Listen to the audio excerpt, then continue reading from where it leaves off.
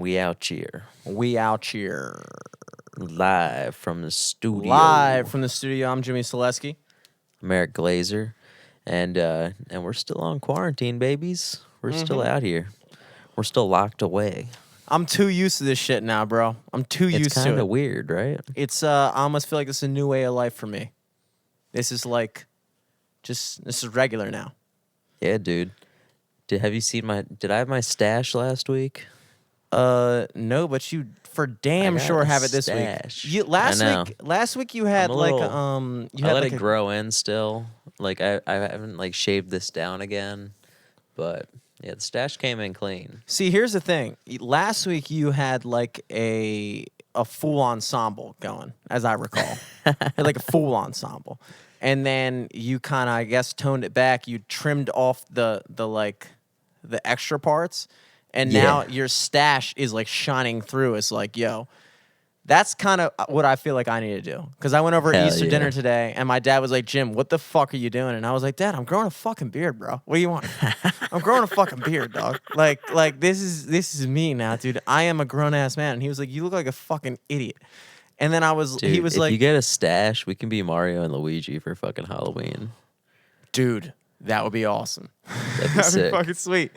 But like, I feel like at our stash stage that we're at right now, like the key to the game, the name of the game is trimming down to even. Because Oh yeah. I was talking about this with Alex the other night. Like, at our age, at our level of puberty, which is like what 60% through, I'm gonna imagine. Yeah, we're still like we're- at the average male. They would be around like 18 now. Yeah, we're like a Maybe like solid. 17, 18. We're like a solid junior in high school right now. Level of puberty. Yeah. We're 10 years behind on puberty. Yeah, we're a little bit behind. But like, if you want to have a full beard, you gotta let it grow out, right? And then you gotta trim down so that all the hairs are even, and then you're even. You know. Yeah. So what you did, which is a good move, you let the stash grow out, and then you just trimmed off everything else, and you're like, "Here's my stash, baby." And no one Exactly. knows any of the I better. let everything grow out and then keep the stash, dude. Selective trimming. Selective It's trimming. like doing is a new game. bonsai on your facial hair. That's what I need to fucking do, dude. Because I'm lost Dude, in the if you got a sauce. stash, that'd be sick. You know, I've been thinking about different types of facial hair I could grow, and It's a short list. it's a short list because like Same here. I kind of like, as far as I am right now, like I don't know if you can see very well from here, but Yeah.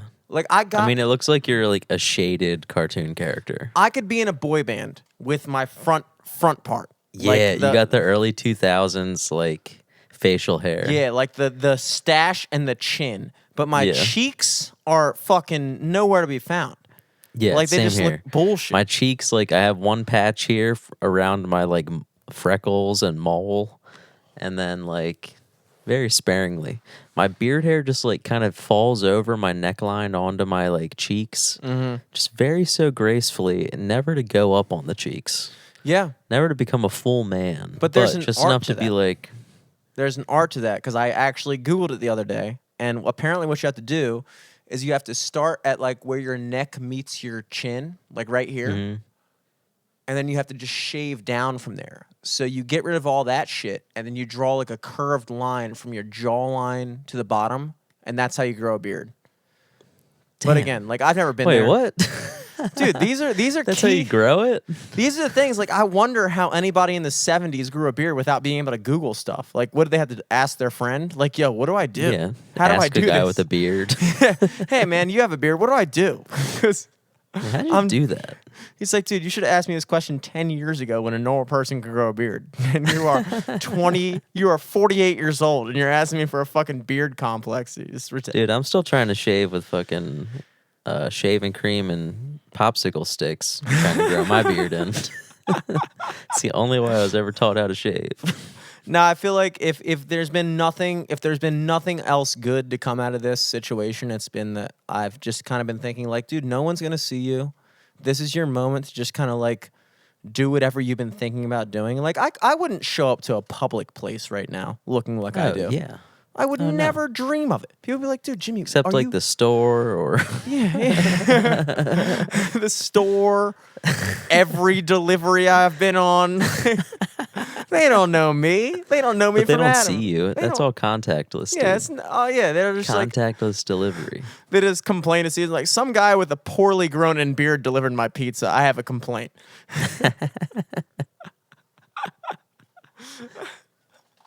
Oh man, how was Easter moves for you today, dude? I know it was Easter for white people today. Very excited Easter for you white guys. people.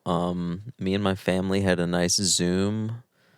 My parents still had Easter dinner. They had like ham and stuff. Just you and But- your mom and your dad did. No, I didn't go. So like your mom and your dad cooked up shit, and then you They had joined. dinner at like 5:30, and then me and my brother joined like a video call with them at like 6, That's awesome. just to like have an after dinner talk. That's cool. And we had like a hour or two kind of hangout session with the family. How'd that And go? like it was cool.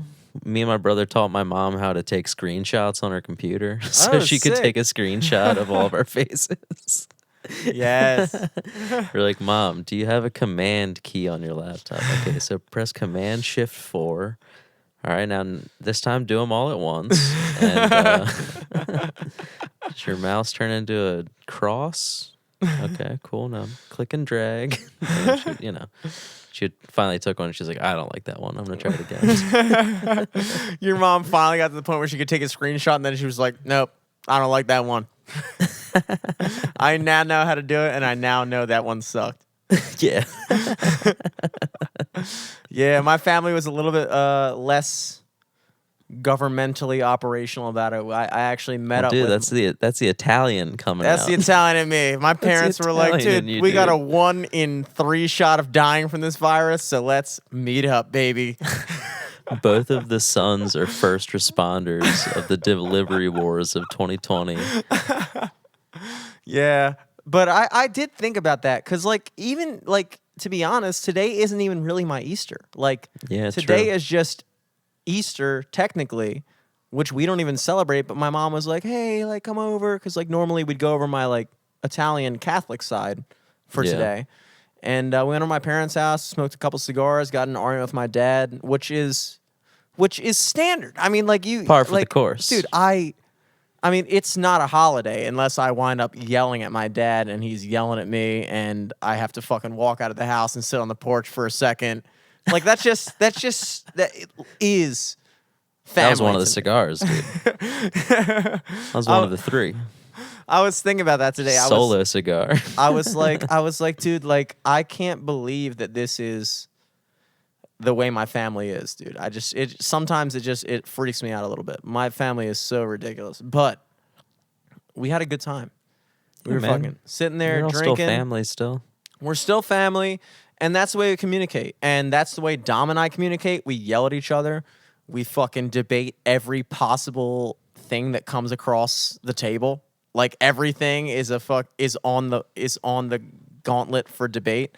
And when people hang out with us, like when Lucas hangs out with me and Dom, he's like, I can't believe you guys live like this. Like, I can't believe you guys are just constantly bitching each other all the time. And I'm like, that's Yeah. just... But also it's like you don't know any different. Too. I was literally thinking about. I was literally on the porch. Like, my dad started like freaking out about some other shit, and I was like, Dad, you're being a fucking dick right now. And I walked out on the porch, and I was just sitting on the porch watching some kids across the street ride bikes like a fucking weirdo. And And then you chased them down, and the cycle continued for the weird neighbor on Ridge Ave. And I was just like, oh my God, like, this is me, dude. I can't escape it. Like, this is my life, and this is my family, and I love my family, dude. I love it. And come Greek Easter, it's gonna be all the better. Greek Easter's next Sunday. Yeah. So you thinking the quarantine's lifted by then? No shot. You going to no shot. church? No, I'm kind of disappointed because I did, I've been, as I described last week, I've been listening to a lot of talk radio as I've been driving around. And I was hearing a couple news stories about some churches, like some Jewish churches, synagogues, or whatever they call them, in Kansas. And like, What are those Jewish mosques called? Jewish mosques. And they were just like, some religious institutions across the country were just like, fuck you, dude, we're doing our thing. bro. You're not shutting us down. And they just are doing it anyway.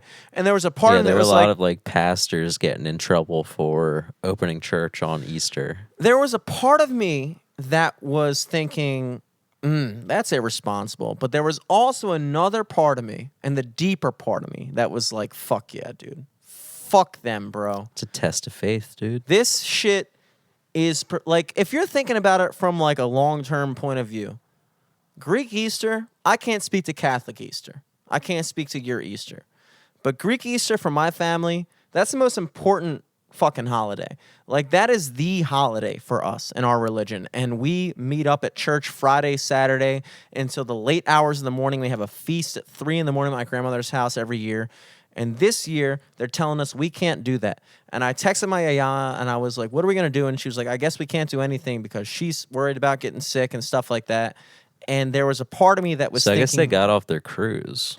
oh, yeah, they were let back into the country, which is a good Thank thing. God. Yeah. But there was a I don't part think of we ever got an update on that. Yeah, they're back. They're back. My grandmother actually, so to give the full update, my grandmother was actually feeling sick, and she went to the hospital and got tested twice and came back twice negative for coronavirus. So that was a really good thing. Very Very stoked good. about it. But I guess she got like some allergies or some seasonal type of shit, and she was like feeling kind of shitty. She was on like a respirator for a bit, but she's fine. But what kept on sticking out with me was like the fact that like these things, these traditions that we have as a family and as a culture transcend America. They transcend the country. They transcend the politics. These things have been going on since fucking, what, 0 AD? Since fucking Yeah. Jesus. Like, we've been doing this shit, and you just keep on doing it because it's a tradition. And there was a part of me that when I heard that certain churches were like, fuck that, dude, we're doing this shit, that I was like, I respect that in a way. There was a part of me that was like, that's probably not the best idea. But there No, was, I mean, I see it like the captain going down with the ship. yeah. I see it like it's not like, but it's not like, I don't know. It's like some people might think it's honorable, but it's kind of dumb. It's You know not. what I It's mean? not smart. It's not smart. It's not smart. Like, I think in DC, all their shit started because like a ton of people went to a church with one dude who was infected. I mean, dude, everybody's got their fucking story, bro. You know, going back Everyone's got their fucking everybody's got their story. fucking story, dude. Apparently, this whole pandemic started from a bowl of bat soup. Who fucking knows, dude? You're gonna fucking blame all the America pandemic off of one Greek guy going to mass? Like, come on, dude. I'm not Some taking Greek guy it. going I'm not to his taking it. yayas for 3 Yeah. a.m. dinner. I'm not accepting that. I'm not accepting that, bro.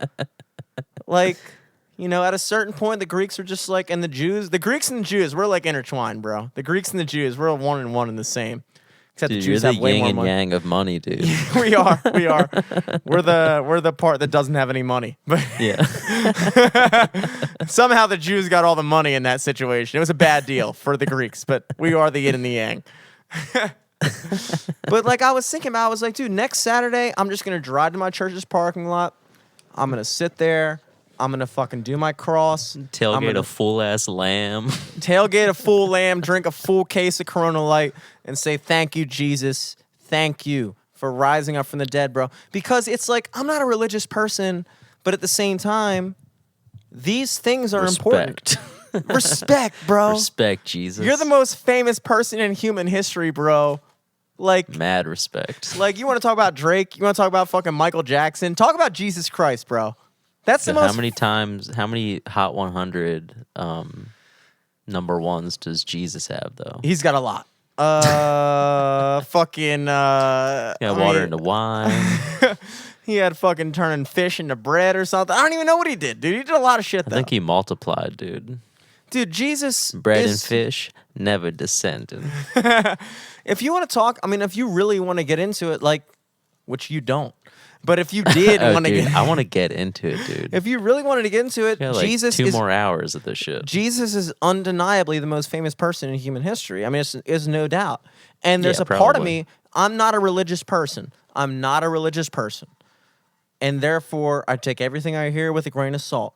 But I respect the tradition, and I respect the fact that my family was built up on a foundation of that culture and that type of respect and that type of like, you know, that type of thing. And so there's a part of me that I feel a certain responsibility to honor that. And Mm-hmm. you know, and to me that transcends everything else. It just goes beyond everything else, you know? I don't care if the government tells me I'm not supposed to do some shit. Like on Greek Easter, I'm going to fucking church, I'm sitting in the parking lot, I'm grabbing a pack of beers, I'm sitting there for an hour and I'm doing some fucking dances or something, dude. I got to do something. I got to I'm do shaking something. hands. I'm kissing babies. I'm sharing straws. I'm double dipping. I'm double Because- dipping in the feta. I'm double dipping in the feta, baby.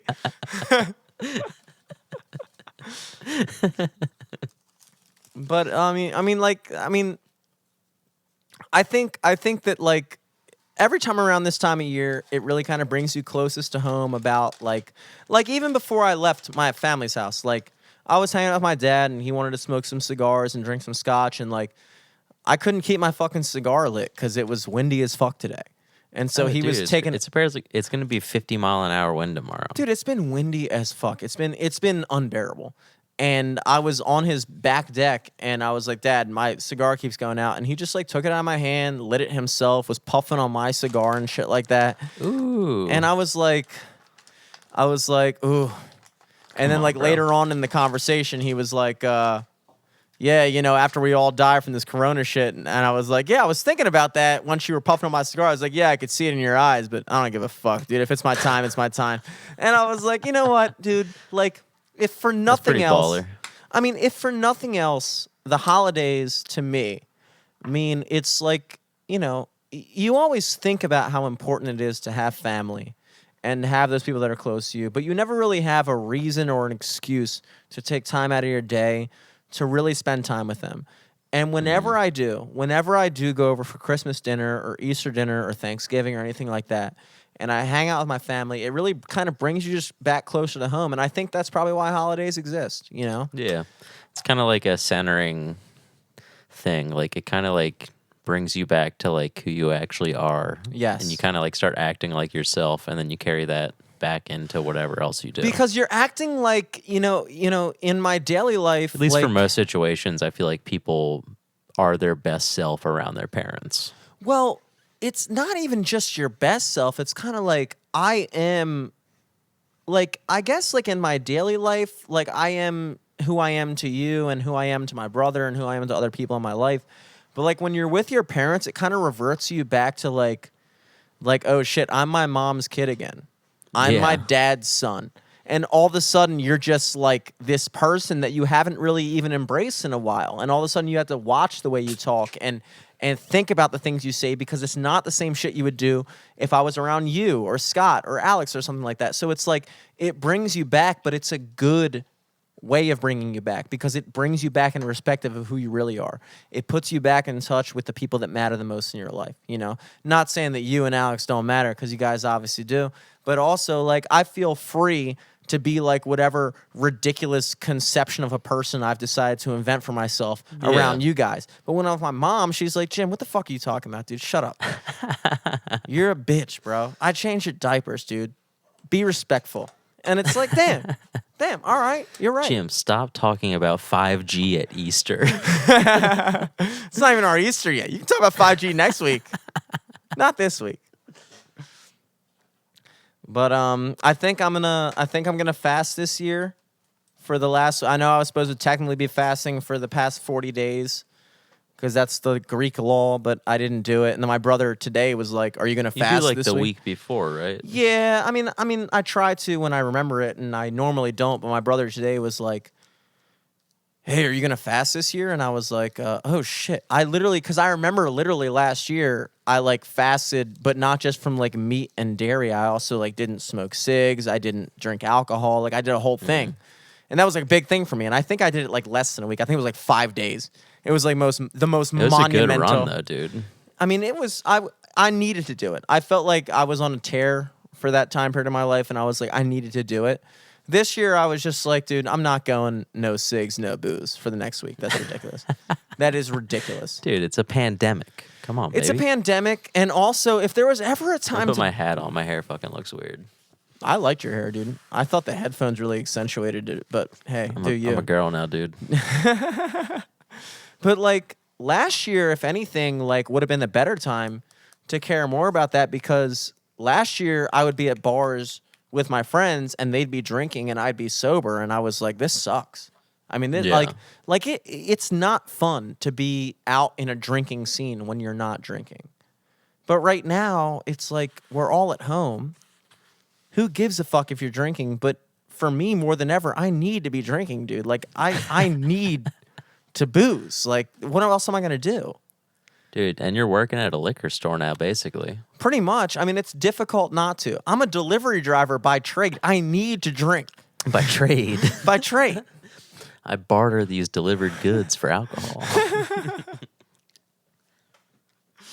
But yeah, so I think I haven't really fully committed to it yet, but I just, knowing enough about myself, I know that tomorrow when I wake up, I'm going to say, hey, you're not going to eat meat or dairy for the next 6 days, and it's going to suck. But like, there's just always a part of me that I just feel like I owe that to where I come from. Yeah. I just always feel that. And I feel bad for people that don't feel that, Yeah, I don't know. I'd say for at least my family, I feel like Christmas or like, yeah, I don't know. I guess Christmas is probably like the big family holiday. That's Yeah. like the one where most people come over for dinner, and we make an effort to actually see a lot more people in the family than like the regular ass holiday. Because Easter is usually just very small. Me, my brother, my parents. Same with Thanksgiving. Maybe like one aunt or uncle or something will stop by. But yeah, Christmas is a big deal. That was also the only one where I would get forced to go to church. That was like Christmas Eve. I would go with my brother and my mom to our grandma's Lutheran church. And that was just interesting because it was like way looser than like a regular, like I don't know. I was like raised Catholic, I guess. Yeah. But we never went to church really outside of like, I don't even know. Maybe just like a mass or something for like someone who died. But like, yeah, Christmas is probably the big one. But it's never like, it's not as deep or rich in tradition as your shit. Like Well- your shit always sounds interesting because there's like a fucking schedule. It sounds like an event. Like it sounds like a... Well, the thing I envy about your family is that your family, I would say, is much closer in general. Like your family, like you guys go out and drinking together. Like you're friends, like you're legit friends with your cousins. Like you guys will come out to a gig I'm playing or something like that, and they'll be like your cousins there, and you guys are chilling, smoking cigs, doing bombs together, and that's like something that I envy. But the fabric of my family is kind We of also just rooted- have yeah. so many like cousins too. Yeah, that's true too. So it's like there's like a percentage that don't hang out with us too. Like that's a bigger percentage, but like there's just like more people to pick from to be like, okay, one of them's not busy. Yeah, yeah. And that's kind of the kind of state of mind that I've been at recently, where like, I realized like my aunts and uncles were not really trying to throw anything or do anything, and that's when I was talking to Dom. I was like, dude, like, why don't we just try to arrange something, like, just between like us and the other cousins, like, me, you, Nick, Joe, Olivia, like the cousins, like our age, and just like get together and like cook up a couple burgers, and. But then at the same time, it's like this is the worst year to do that because you don't know how seriously anybody's taking it. Like I feel like Dude, do you still have that hamburger meat in your fridge? I actually ate it and And didn't die. Good for you, dude. erupted it all out of my asshole in the same night. So it was. Okay, never mind. I can't say. Okay, so here's my two working theories on that. On one end, I had been in like before this whole pandemic hit, I was pretty heavily into like my diet and my whole like working out 5 days a week type of shindig. And, like I was only eating like chicken and fish and like very like small amount. I wasn't really eating any like fatty foods or anything like that. And so when this whole shit hit and I was like, okay, well, I can't really go to the grocery store because I don't have any fucking money. So I'm just going to eat this shit that's been in my freezer since my birthday. So I cooked it up and I was thinking like maybe your stomach got upset because you just ate something that is just completely, totally off the wall different from everything you've been eating for the past 5 months. A possibility. Maybe. However, What'd you make it into? Was it like I a spicy thing, like a super spicy thing? I or did a like couple things with it. I think the first thing I made with it was I took half of it and I made it into like a giant like burger patty. I made 2 gigantic, comically sized burgers that I Hell put on yeah. 2 pieces of toast, and I just like ate like 2 Did half you burgers. did you set off any smoke alarms? I set Oh off yeah, obviously. every single smoke alarm when I made a burger in Dude, my house. you can't cook a burger with it. Those things might as well just be burger alarms. Somebody Yeah, is cooking a burger's burger. done. Burger's When done. it finally goes off, that's when the burger's done. Yeah, that's medium well. When the smoke finally hits your bedroom and turns the fucking smoke detector on in there. That means Burger's done. you're good to go, baby. That means throw Dinner's the cheese ready. on that bitch. But I mean, like, yeah. So I ate a couple of those, and that just fucked me up, dude. I mean, I was just destroying my toilet, and then I just kept on cooking the rest of it because I was convinced like it's not And because also, of you didn't have anything else, so why yeah, not? like what the fuck else am I gonna eat? It's either starve to death or eat Yeah. this potentially very dangerous meat. And obviously, I went with the latter. I'm eating this potentially dangerous meat, baby. I'm eating funky meat over Funky here. meat, mystery meat. I was eating Week that. 2 of quarantine. Mystery meat's on the menu. So I cooked up some grub. I cooked up some I mixed some shit in with some couscous, some onions, some peppers. I mean, I made some good shit with it.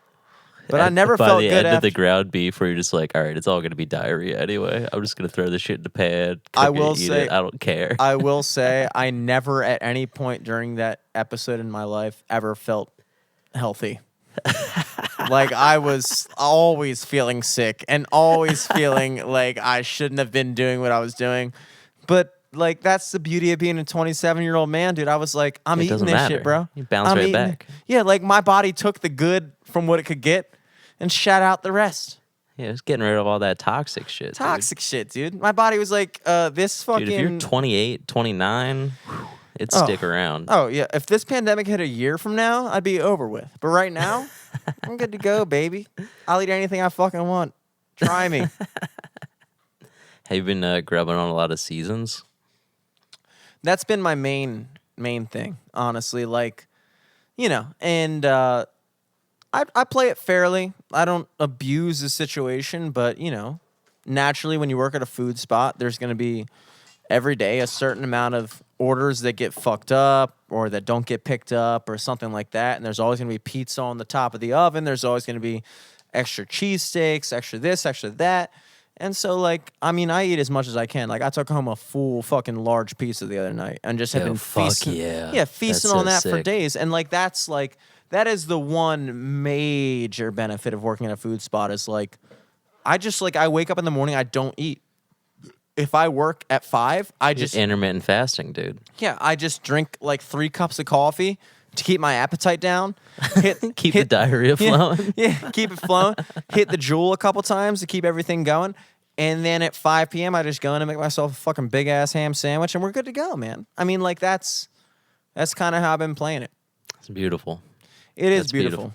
It is beautiful. And I've almost been kind of thinking like maybe I won't even get unemployment, dude. I don't even want it. I don't even want it, Damn. dog. Big baller over there. I mean, it's not even big baller thing. It's kind of like a pride thing. Like, there's a part of me that, like, there is a weird part of me that would like to say that I never relied on the government to get me by. However, the other part of me, which I think makes more sense, says, dude, this isn't your fault. Like, Yeah. this isn't your fault. Like, you did everything right.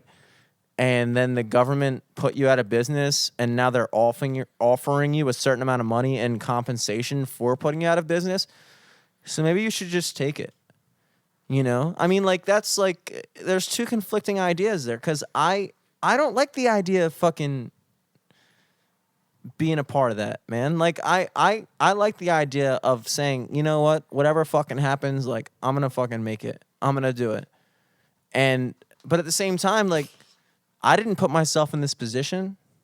I didn't do this to me. Yeah, you didn't eat bat. I didn't need a fucking bat, bro. You know, like, So what am I supposed to do? I'm supposed to not capitalize on entitlements because that's some fucking moral shit that I have going in my brain, which is Dude, obviously retarded. It's in the name. You're entitled to it. I'm entitled, bro. I deserve this money. I deserve $600 a week, even though, most weeks when I made 600, I was like, hell yeah. But now I deserve This is it. the best week I've seen in a while. Now I deserve it. Exactly. And that's what that's what we're all fighting for. We're all fighting for that free 600. Apparently Trump bucks are going out. Oh yeah. Like my brother has it pending into his account right now. Have you checked your account? What's going on with that? I don't have it. yet. Damn. Why did your brother get hit I think before they're us? going down. I don't know, because one of my older cousins apparently got it too. My mom was saying, but I don't know how it's dished out. I'd like to know. I'd like to get that money. It'd be nice. Well, I hear you don't really actually have to apply for it. They just kind of send it your way, which is good to know. Cause Yeah, they just send it to you, and if you did direct deposit with your tax return or whatever, they'll just do that information.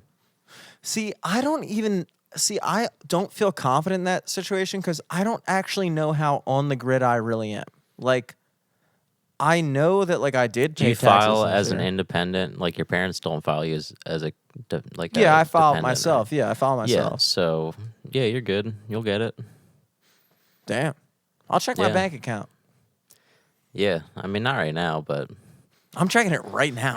dude, don't check it right now. Can you imagine how my attitude's gonna shift once I'm $1,200 richer? I'm gonna be so much more fucking cocky, bro.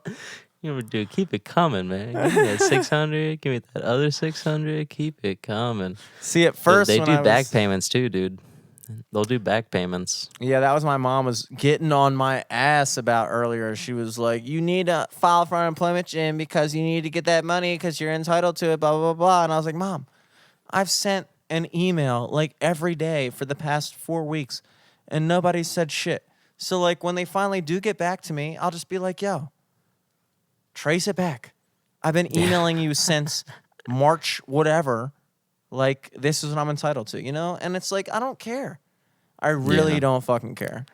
I think my mom was saying apparently on one of the Larry Hogan conferences, they said maybe they're gonna try to get the online application for independent contractors and self-employed people up by this week or next week. For the online submissions? Yeah. Wow, that would be amazing. Yeah. I mean, that would be a literal godsend. Yeah.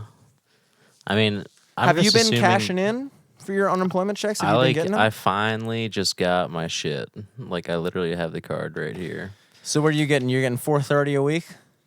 Yeah, pretty much. Hell yeah, dude. So you're balling. So I don't think they put the 600 in yet. Or I don't know if that's calculated in yet. Well, from my But- understanding, the 600 is for the 600 from what I understand, is for self-employed people. And so you're getting regular unemployment plus a stimulus. So you're going to get the 1,200 plus your regular unemployment. Unemployment for self-employed people is a little bit different.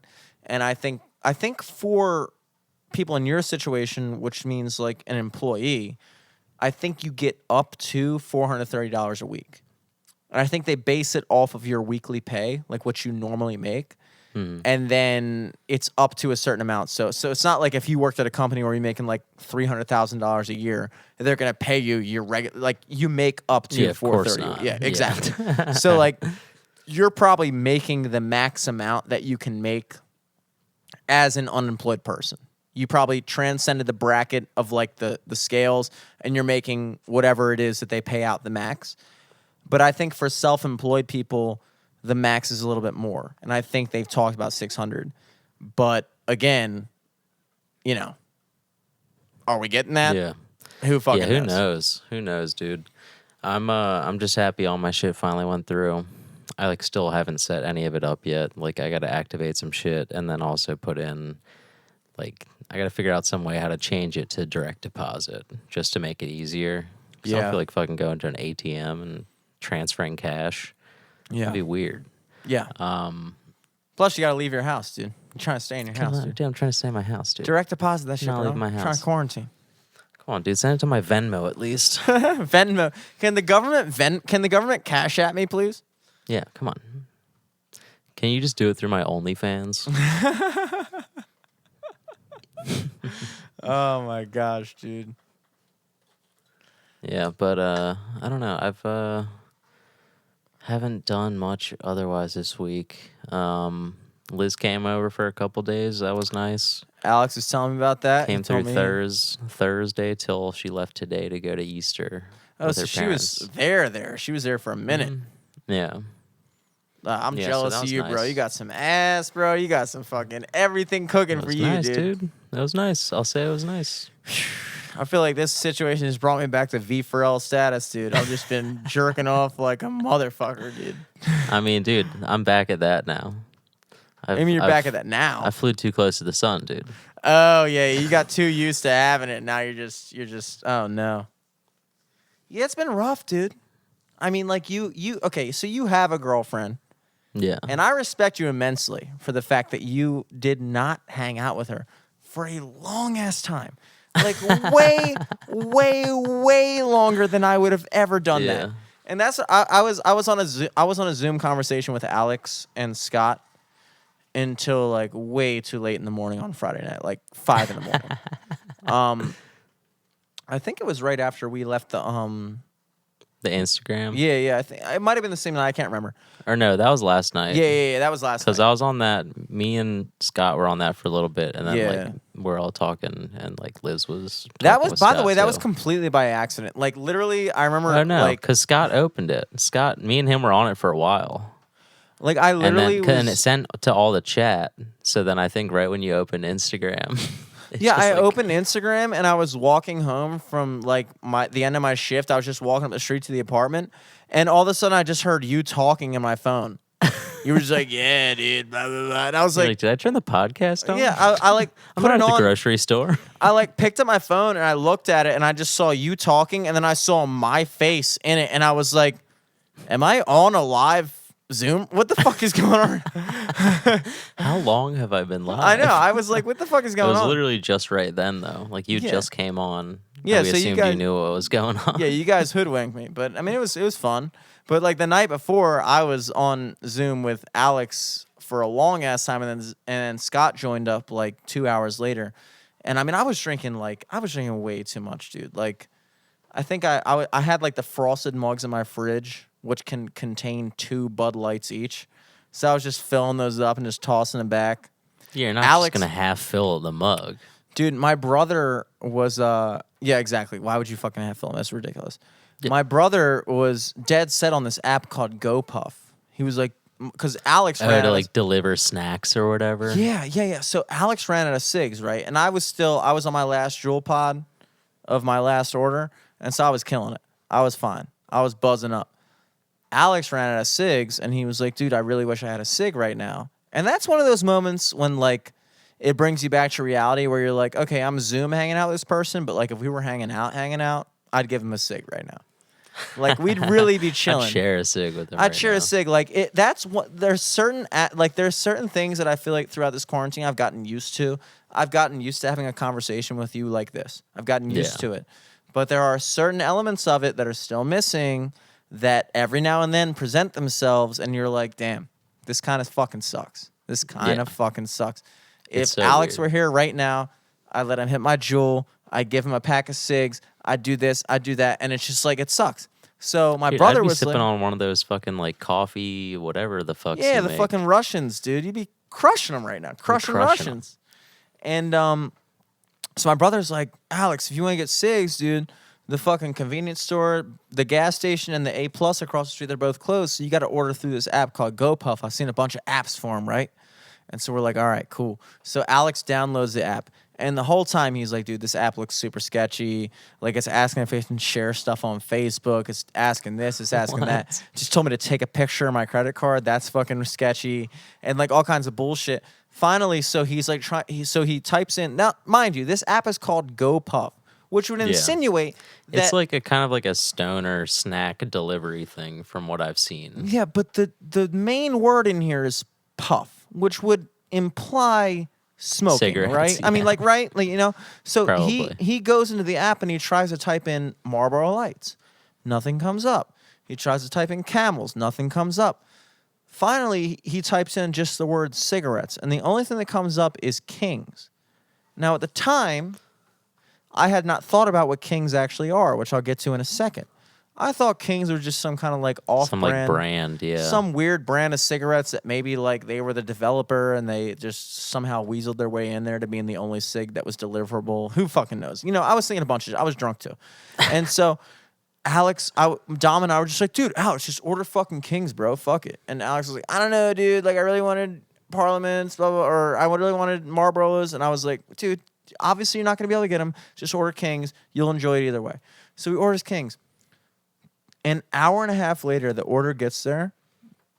He ordered 2 packs of Kings, a Gatorade, and a pack of Gushers. Yeah. The guy gets there, he drops it off. Alex is opening the order. The first thing he pulls out is a card that says, "Go Puff, deliver the moment," which I was like, that's a good slogan. I like that slogan. Next thing he pulls out is a pack of Gushers. I'm like, all right, we're working with it. Pulls out the Gatorade. He pulls out the pack of cigs and he says, "Oh my God, I'm going to call the police." And I was like, "Oh my God, what?" And he was like, "These are candy cigarettes."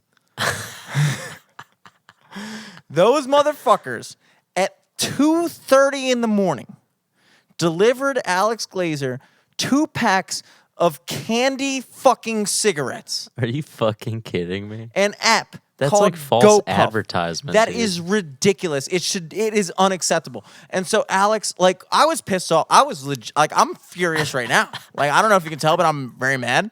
Dude, And you look upset. I'm very mad. And Alex is very mad. And we were both very mad. And I was like, this is honestly inexcusable. Like, you don't call your app GoPuff. Like, the main insinuation there is smoking, right? Where you're puffing a pack of Snickers. Like, you're smoking, bro. Yeah. You're smoking. And you're telling me you don't sell cigarettes? So he actually went up texting his delivery driver, whose name was Shorty. And he texted Shorty and he said, "Shorty, I will give you $10 to bring me a real pack of cigarettes." And Shorty was like, "Dude, I got 3 more deliveries, but I got you." And sure enough, at 4:30 in the morning, Shorty showed up to 1501 or whatever the fuck apartment he lives at with a pack of Marlboro Lights. Fuck yeah, dude. And so it was a happy ending, but at the same time, like, we were speculating. We were like, was this app developed by like an anti-smoking campaign or something where like that's like a thing they do? It's probably more of a thing that like they can't like legally sell cigarettes like that.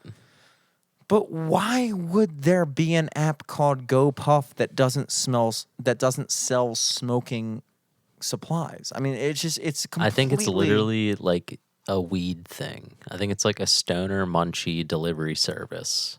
And it's like go puff weed and fucking order some snacks. And you Go don't have to smoke your anywhere. own shit and then Yeah. order Gushers from us. Exactly. Okay. See, that is a very smoker justification for it.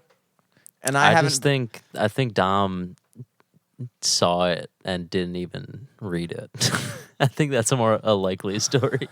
I'm sure he didn't.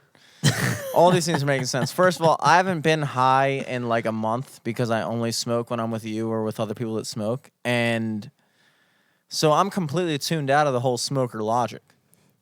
True. I've been unhigh for too long. I don't even understand where you fucking stoners are coming from, dude.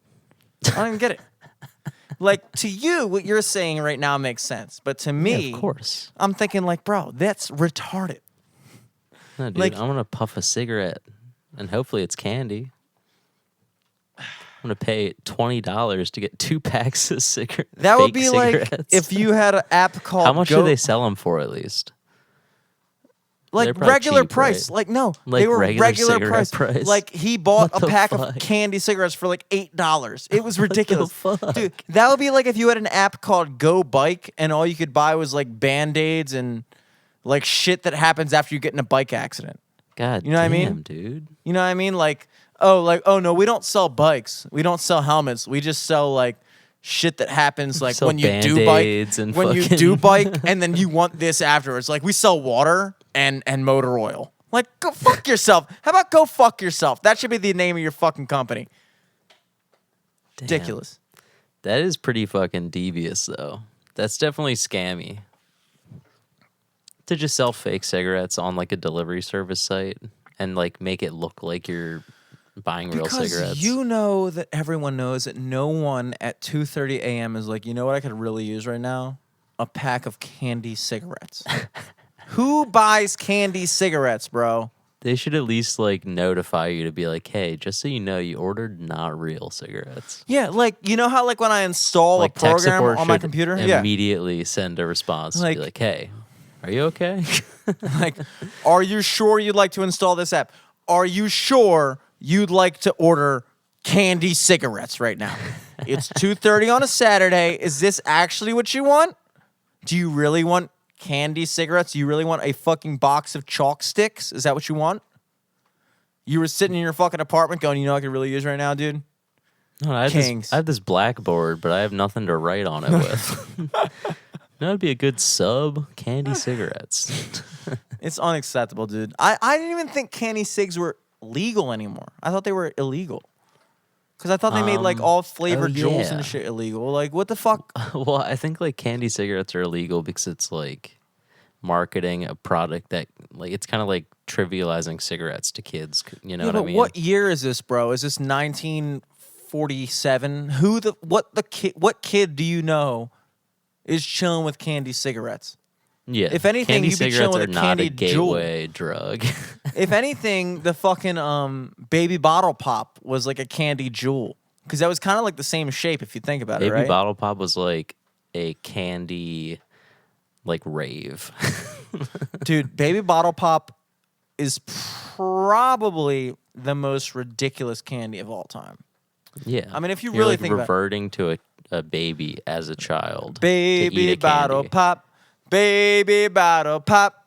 And then you fucking have like this stick made of like bullshit.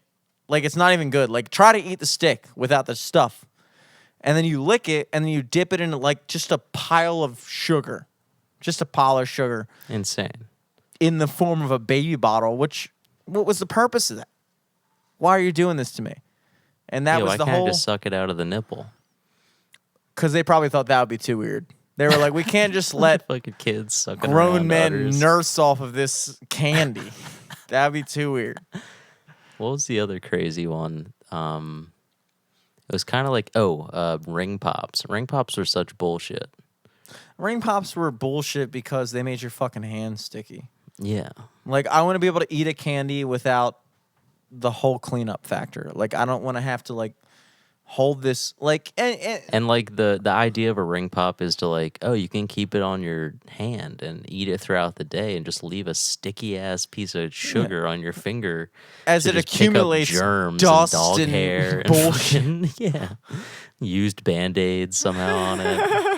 Fucking you jump in the pool with the ring pop on, hop out, take a lick. Which I did probably plenty of times. I'm sure. I'm sure I did that too. In my ring pop days, because I've been known to have a few ring pops on the finger, dude. I've You're had blinged out, dude. more than 10 ring pops cruising on my finger, dude. And it was always like a pool type situation or like a family party. Damn, Go on the dude. slip and slide, snag the dirt with the ring pop, Dude, I wash fucking- it off in the sprinkler at the end. I fucking hated family parties when I was a kid, dude. Like, Oh yeah, because you like, it's like you can't really talk to the grown-ups because they're all busy talking to each other and getting drunk. It depends on if you have like kids around your age. Sometimes that's fun, but sometimes it's like, oh fuck, now I'm stuck with this guy. Just because like we're around the same age, and then yeah, I don't know. You're always like, oh fuck, I wish I was hanging out with my friends. well, These people are just like weird knockoffs of my friends. yeah, they're like It's just, less like, fucking desirable versions of my real awkward, friends. dude. And like, I would say, like, I've always, people always talk about like how there's like a certain time in your life when you're started to be interested in girls and stuff like that. And like, I wouldn't say that That applies to happened me. for you at family reunions, or I mean, like my parents would go to like, like basically the way I look at it is like, if Dan and Marissa, when we're like 20 years from now and we all have kids and shit, and like they have like a fucking 4th of July party or something, and like I bring my kids over and it's like Dan and Marissa's kids hanging out with my kids, and like, it's that kind of situation. Not really my cousins or anything. It's just like people that my family hangs out with, Yeah. And like when I was that age, like I was always kind of like interested in girls, which was probably a result of like some shit that happened earlier, but like I always had those like thoughts, but I was always a loser. And so like for my Yeah, I feel like as like a very horny middle schooler, my like ideal of a party going to it, like even if it was a family party, I'd be like, all right, so one of the cousins is gonna bring like a hot friend. We're gonna hit it off. We're gonna end up fucking in the basement later on. I'm gonna hold her hand and probably kiss her cheek or some shit. And it's gonna be the fireworks are gonna go off. It's gonna be a sick 4th of July. yeah, and Then you get there and then you're like, God, that's not gonna happen. that's not gonna happen. I'm hanging out with this fucking guy. Who the fuck is this guy? It was brutal, dude. I fucking hated being a kid. As much as people like reminisce and are nostalgic about being a kid, I love being an adult. I if I could choose it, I would be an adult all the time. Yeah. Well, Like, I especially liked- the way we lead our lives as adults, because we're just kind of like kids without normal jobs. We're kids without fucking we're kids without parents right now. Yeah. Like I do what the fuck I want and I love it, dude. Like being a kid, honestly, kind of fucking sucked. My least favorite thing to hear when I was younger was when I would ask a question and people would be like, "Oh, I'll tell you when you're older." And I used to get so mad because I was just fucking tell me, dude. I'm obviously smart enough to synthesize that you're lying to me right now. Just fucking tell me, dude. I'm tired of you talking to me like I'm a little ass bitch. Just respect me. But also, even at my age right now, I'm starting to realize that like people still look at me as a 27-year-old and probably you as well. People that are 37, 47, they still I look got at that us little kid, dude. as kids, It never ends. It never ends. But at least now I'm my own man, Like I'm not gonna lie, like the kid part of my life was 100% developmental and nothing else. I didn't really have any like the best moments of my life have always been as an adult. Like I didn't date anybody in high school. I didn't date anybody in middle school. Like, you didn't either. Like we were fucking chilling, like Chilling, dude. Hanging with just- the boys. we spent like 21 straight years of being losers so that we would be awesome ass adults, dude. Exactly. And that's kind of like the better way to Living be. My our dad, best life now, dude. My dad would always say, he's like, "Hey Jim, you're gonna be a kid. You're gonna be an adult a lot longer than you be a kid. And so I'm not raising you to be a cool kid. I'm raising you to be a cool guy." And I was like, as a kid, I was like, that's a "Dad, good I thing, dude." suck as a kid." And he was Dad, like, "Hey, I wish I was cool right now. I'm a fucking loser. Everybody's making fun of me. You'll be cool when you're 20." Thanks, Dad. Maybe. Because I'm 9 right Well, now. let's push it back a couple years. Hey, let's not 20. I see what I'm working with. Not 20. Not 20. Not 20. 21? Maybe.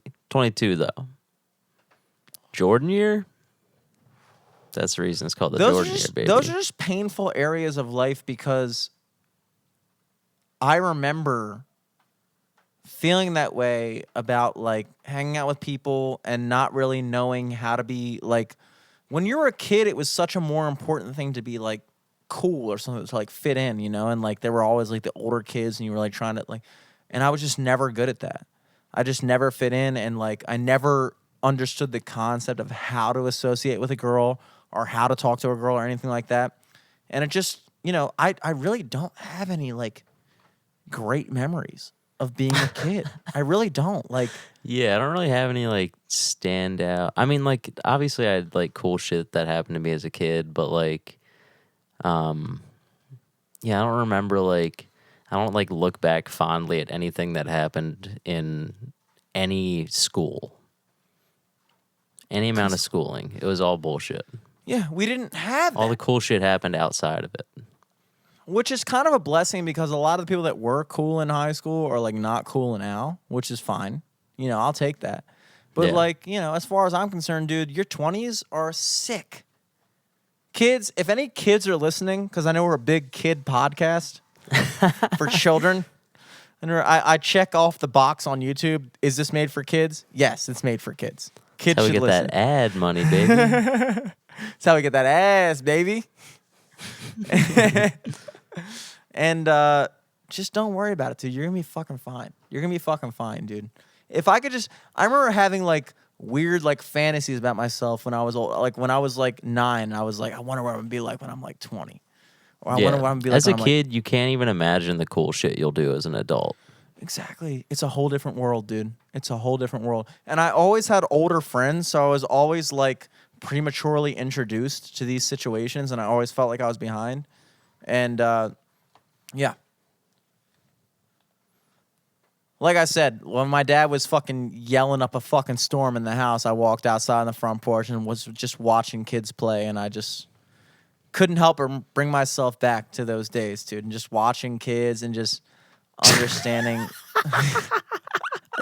Watching kids, thinking Watching of traps kids. I could lay out, and blacking out the windows in my van. And I will say the worst part about being a grown man, and this is something that women will never understand.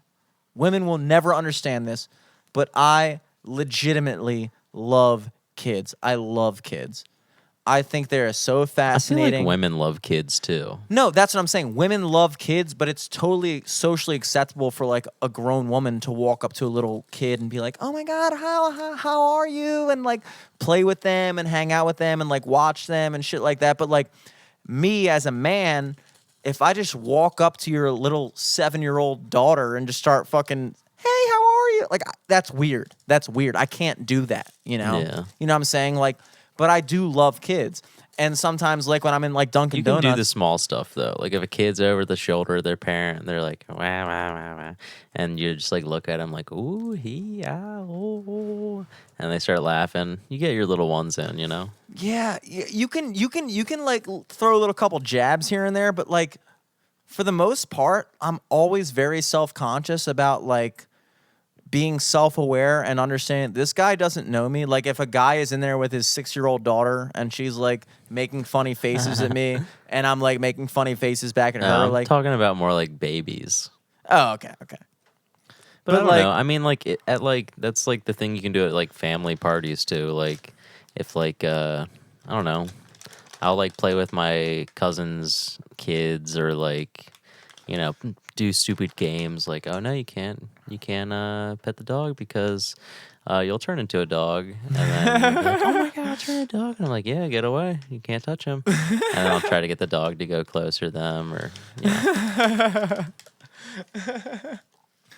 yeah, I think about shit like that. I think the most thing I'm looking forward to is when we all have kids and I get to meet your kids and you get to meet my kids and like we're all like Uncle Jim and Uncle Eric and stuff like that and like I just can't wait to like see how much your kids are like you. And Yeah. just cause I was thinking about that, like how like I know, like I remember like overhearing conversations in my car where like I'd be like arguing with my dad as like a 8-year-old, and my dad would be like hanging out with his friend, like doing random shit, and I'd be in the back of the car, and my dad's friend would be like, "He is so you, dude. He is so you." Like, oh my God, like I would be like, fucking, I would be furious arguing with my dad about some shit. Like I remember I got in this big ass argument with my dad about why checks were a thing. Like I the was like, cereal? No, checks, like the idea of writing a check. I was like, Dad, think about it. You can just write a check, but you don't have to have the money. You can just write a check. And that's just like, you just made up that money. And then you paid for it. And my dad was like trying his damnedest to explain to me, like, no, Jim, you have to have that money in your account. Like it's based off an account. And I was like, Dad, that's bullshit, bro. And just like being Yeah, just write a big check to yourself and deposit it into your account. That was literally You'll be my logic. rich. That was literally my logic. And I was so convinced I was right and just arguing it to the fucking depths of reality. And my dad's friend was just like, he is just so you right now. And I just remember hearing him say that and be like, damn, I can't wait till like we all have that, you know? I think that's a cool part of being an adult is like seeing like aspects of your closest friends being like kind of like perpetuated through their kids and stuff like that. I really do. I always have loved kids, and I think the worst part about being a grown man is that I'm not allowed to just fucking play with kids all the time. Dude, are you going baby crazy? You trying to have a baby soon? I'm not trying to. I will say that, like, one of my ultimate life goals is to have a kid. I mean, no Yeah. doubt. No doubt. Like, I want to have a kid. I think that It's like is part of our DNA. well, I also think it's a necessary part of life. I don't think you've fully matured as a person until you've had a child. I really don't. And I think I really do look at having a kid as like it really is kind of like, and the reason why I think people are driven towards it is because you really are kind of like, to put it in like modern terms, you're kind of like downloading yourself onto another being that lives on past you. Yeah, you're making a fucking backup. Exactly.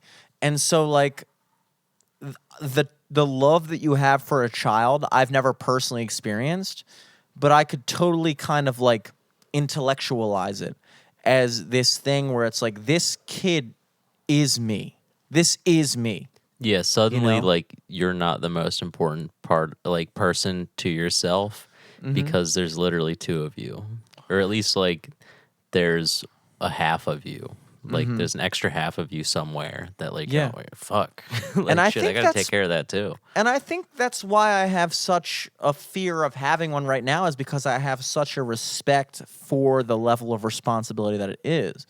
You know, like my biggest fear at this moment in my life is accidentally having a kid. I couldn't think of anything worse. I would literally rather get AIDS than have a kid with a girl that I didn't plan on having a kid with. Like, I couldn't think of anything worse than bringing another life into this world that I'm not prepared to give it the best life possible. Yeah. You know, that scares me to fucking death. And it's because I have such an immense respect for that responsibility, and because I'm self-aware enough to know that I'm not ready for that responsibility, you know? But it's definitely something that I plan on doing, but it's also definitely something that I don't ever really actually see myself thinking I'm ready for.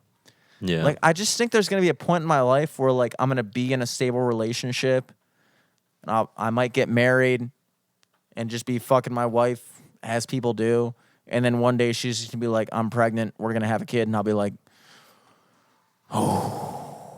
fuck. okay, I guess this sounds right. Like, this sounds right. Like, I guess we're having a kid now. Like, we're going to have a kid, you know? And at that point, for me, it's like life is no longer about me anymore. And I'm a selfish, conceited douchebag, bro.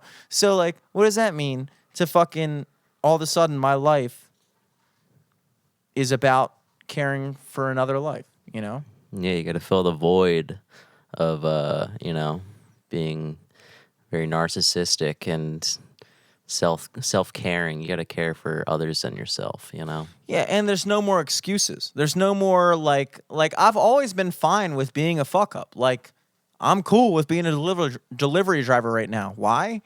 Because there's only one person in the world that's suffering from my existence, and that's me.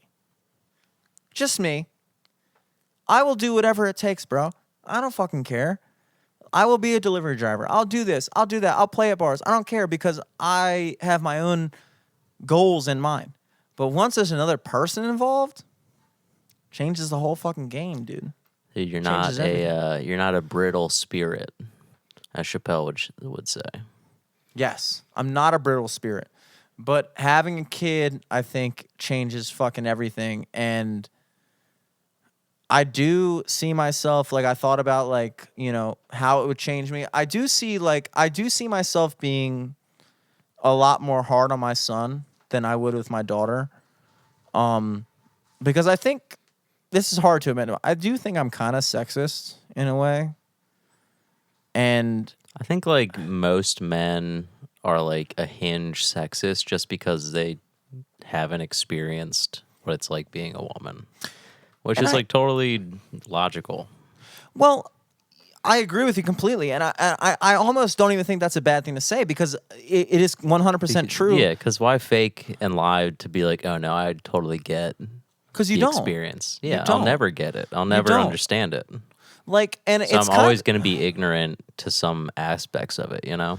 And I use the same argument to describe, like, I've always been, I'm kind of old fashioned in terms of my values in what it means to have like a full upbringing. And I've always believed in my heart of hearts that the ideal situation is to be raised by, again, okay, this Stay is at just home my, mommy. yeah, That's an not essential even- worker, dude. not even necessarily stay at home. I've always believed that the ideal situation is to be raised by a woman and a man. And this is going to come off weird, and I don't care because this is just what I believe. And this isn't a knock to a gay male couple who adopts a kid or a gay female couple who adopts a kid. This is just in my personal belief system. I think it's necessary, as far as my perception of how upbringing works, is I had in my upbringing a woman that my father taught me was the perfect woman. That was my mother. My father always stressed it like, this is a good woman. And my mom was nurturing, and she brought all the female aspects into my life that were necessary for making me not only respect women, but there's also a certain level that women bring to an upbringing that, like, they bring that kind of like nurturing and understanding and like emotional connection that I think a lot of men don't have. I Dude, got from you're my right. dad. You're very sexist, dude.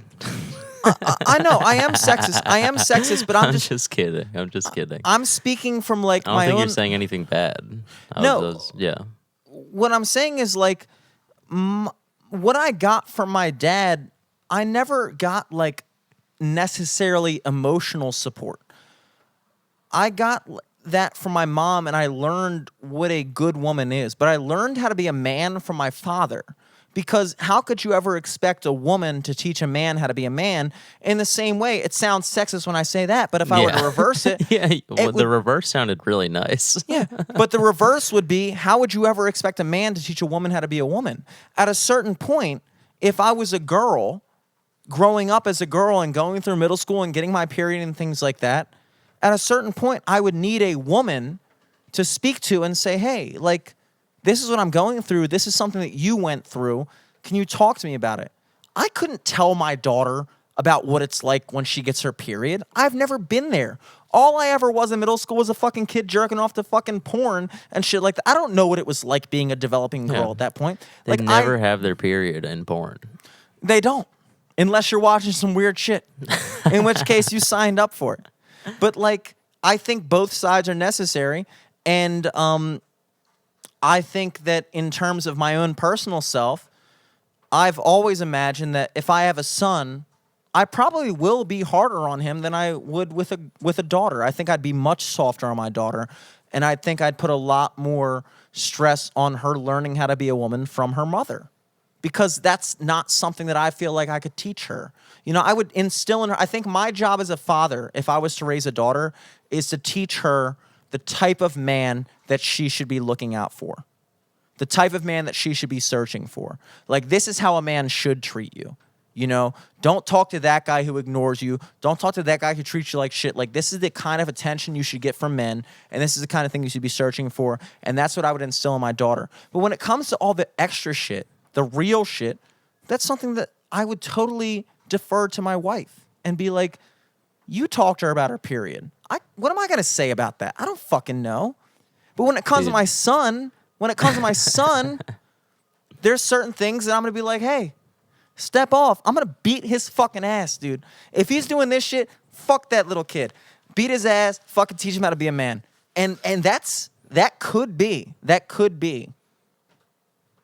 part of a fucked up way I was raised. That could be wrong. But that's just the way I think. That's just the way I think. I think that's fair. But also, I think it's going to be funny when you have, like, a thotty daughter. I hope I don't, Like a dude. daughter with an OnlyFans, dude. Dude, I would probably kill myself. I probably That would. shit. I couldn't imagine it. I Tell her that when you tuck her in every night. If you become a thought, I will kill myself. Now read a book and go to bed. I think that, first of all, you and I both had you only had a brother. You never had a sister. Yeah. And your only feminine influence in your regular day-to-day family life was your mother. Same with Yeah. me. you know? And my so mom was definitely like a tomboy, you know? So she had like more like my mom definitely like was kind of like she was definitely like the matriarch and like did all the stuff that you're talking about, like, you know, comforting and nurturing and yada yada yada. But she also, you know, she was the one that played catch with me and like fucking like my dad would take me fishing and stuff, but my mom would always like kick the soccer ball around with me and shit. That's cool. That's cool. And I will say, like, you know, when I went through my whole breakup situation a couple years ago, and like, I never really had a true connection with my mom before then. You know, she was just always just like my mom, you know? And then when I went through that whole situation, she was really able to kind of put things in perspective, like on an emotional level, that I had never, like, it really helped me a lot to have someone in my life that really understood me as a person. Because your mom knows you, you know, you Yeah. are your mom, and like she knows you, she knows your weaknesses, she knows your strengths, and she knows how to talk to you, and she knows what you're going through. And so when I talked to my mom about those things, like it helped me more than anything because I was in a situation where I didn't, as gay as it sounds, I didn't need someone to tell me the logical side of things.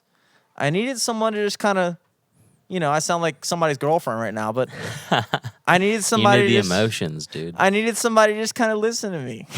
Yeah, man. I That's just what a needed mom's somebody for, to- dude. And that's necessary, and I think both sides are necessary. And I think that's an issue. I think that, look, this might be a controversial thing to say, but I think that a lot of men that grow up without a fatherly influence, they miss that. They get that side of it, but they don't get the other side of it. I think you need both sides. I really do. I really do. I'm not saying that you can't have a good upbringing. I'm just saying that the ideal upbringing would be to have both sides because you need both sides, I think. You know? That's all I'll say about that. Dude, when are you Is that- trying to get married by? I would, you know, it's hard to put a deadline on that, you know? I ideally, Would you have a kid before marriage? no. I would try not to. I would try not to. And primarily the reason for that is because as a man, as a father, you lose a lot of rights to have a kid before marriage. If you're married and you have a child, you have a lot more leverage in terms of custody and things like that. If You're already things looking. don't, You're already thinking about well, divorce. well, yeah. I mean, I'm just thinking. I'm just thinking in terms Listen, of like. I'm having a couple marriages. I just I'm just thinking in terms of like things I've seen throughout my life. I've seen, you know, my uncles and things like that have kids with women that the marriage didn't work out and they were kind of fucked because they didn't have the whole like we were married when we had the kid, and so therefore they lost custody and things like that. Like naturally so, and I completely kind of agree with it. Like obviously a woman has primary rights to the kid, you know?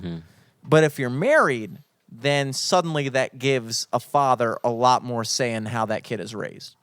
And so for me, I think the most responsible thing to do is to get married and have a child as opposed to the reverse of that situation. Because, you know, nobody dates anybody. Nobody gets married with the plan of divorcing. Nobody dates somebody planning on breaking up, but these things happen more often than not. I mean, think about how many people you date versus how many people you marry. You know, I've dated and gone on dates and had sex with way more people than I ever will wind up marrying. You know, so the statistical odds of that shit working out are way lower than you like to think so. So, like, I think the ideal turn of events would be I'd get married and then have a child. As far as when I plan on getting married, it's almost it's a non thought to me. I will get married when it seems right. I will get married when it seems right. You know, and you're kind of in a slightly different situation than me because you are in like a long-term relationship that like you guys are like. I'm not saying it would make sense if you asked her to marry you right now, but like at the same time, like if you were like a year down the road, be like, yo, will you marry me? Like that would be like kind of normal. You know what I mean? Yeah. I mean, it wouldn't raise any red flags, but also still, Yeah. I'd farthest I thing wouldn't from my imagine you would do mind. that. Yeah, like I couldn't see you doing that, but at the same time, it certainly wouldn't be out of the ordinary in the grand scheme of things to do that. Yeah, For in me, society's eyes, it wouldn't Yeah. be weird. for me, I'm not even close to that, you know? And like for me, I've always kind of thought like I think one of the great things about being a dude is that I can really have kids whenever I want. You Yeah. know? So like if I decide 10 years from now You when gonna I'm be an 30, old dad? not necessarily an old dad, like Lucas Lee's dad is 70 right now, bro. Lucas Lee's dad is 70. That means how old is Lucas? He's our age, so he's 27. Actually, he's a little bit older than us, so he's 28. His dad had him when he was 42. And Lucas was his first kid. Damn. His first kid he had when he was 42. Now, I'm not saying that's what I want to do, but what I am saying is that It's it is possible. doable. Yeah. And so, like, yeah, within the next 15 years, I'll probably have a kid. But, like, you know, is that something that, like, if I was a chick, that would be much more on the table. Like, okay, well, you know, I'm fucking 28 right now. I need to have a kid within the next 7 years, or else it's fucking unhealthy, or like, you don't want to be having kids when you're 40 because that's dangerous for health reasons and shit like that. Like, there's a whole bunch of other shit to worry about. Like, dude, I can bust nuts till the end of my days, bro. I'm good. Yeah, and if you start going low, just pop a couple in an ice cube tray, and throw it in the freezer. You'll be fine. Yeah, and yes. And probably the longer I wait to have a kid, the cooler kid that kid will be because the more developed of a man I'll be. If I had a kid right now, who knows what that kid would wind up being? I can't teach a kid how to be a man at this moment in life. I don't feel like I'm a full man right now. I Yeah. feel like a fucking kid. I feel like a kid. And I don't feel ready to take another person on my wing and say, hey, here's how you succeed in life. Here's how you become a man. Because who the fuck am I to tell you that? You know? You know? Real shit. Real shit coming at you live. Live from the studio, dude. I was on delivery drive, and I was driving down like in the Annesley neighborhood, kind of like off of York Road, made a left, and I pulled off into the neighborhood, and this kid, he's probably like 6 or 7 years old, wearing a helmet, very safe of him, but he was on a bike, and he bolted out in the middle of the street. Luckily, this is one of the few times when I was actually driving safely, because normally I am driving like a fucking maniac. And I stopped my car just in time to not hit him. And his parents were actually sitting outside on the porch watching him a couple doors down. Mm-hmm. And I pulled up, and there were like neighbors outside, and they were like, thank you for being so conscientious. Thank you for pulling into the neighborhood so slowly. Like, thank you for stopping, and this, that, the other thing. And then they like complimented the kid. They were like, hey, buddy, good job stopping. Good job doing this. Good job doing that. And all I was thinking in my mind was like, if I didn't stop, that kid would have been dead. Yeah. Like, he stopped in the road. Yeah, this Like- would have been a whole different situation. Like you guys why? would have been. You wouldn't have been like, oh well, we applaud your effort for attempting to stop. Yeah. You stopped a couple feet too short, but Like, they were like, what stuck out to me was like, they were like building up his confidence in doing something that could potentially hurt him. yeah. I remember being a kid, and I remember I bolted out in the alley when I was like 8 years old, and a neighbor was driving down the alley in their fucking SUV, and they stopped right before hitting me. And she got out of the car and said, where do you live? And I said, I live at 249 Ridge Avenue. And she brought me up to my house, and she knocked on the door, and she said, hey, I just want to let you know, he bolted out in the middle of the alley, this, that, the other thing. My dad fucking obviously beat my ass and things like that. And I was so mad. I was like, this neighbor's a fucking snitch. She fucking ratted me out. Now I'm in trouble. Now I'm punished and this, that. But in reality, she was looking out for me. She was saying, this kid is doing something that if I didn't manage to stop, he could have been dead. And so I'm taking measures to say, you know, obviously I look like a bad guy right now, but I want to make sure this kid is okay.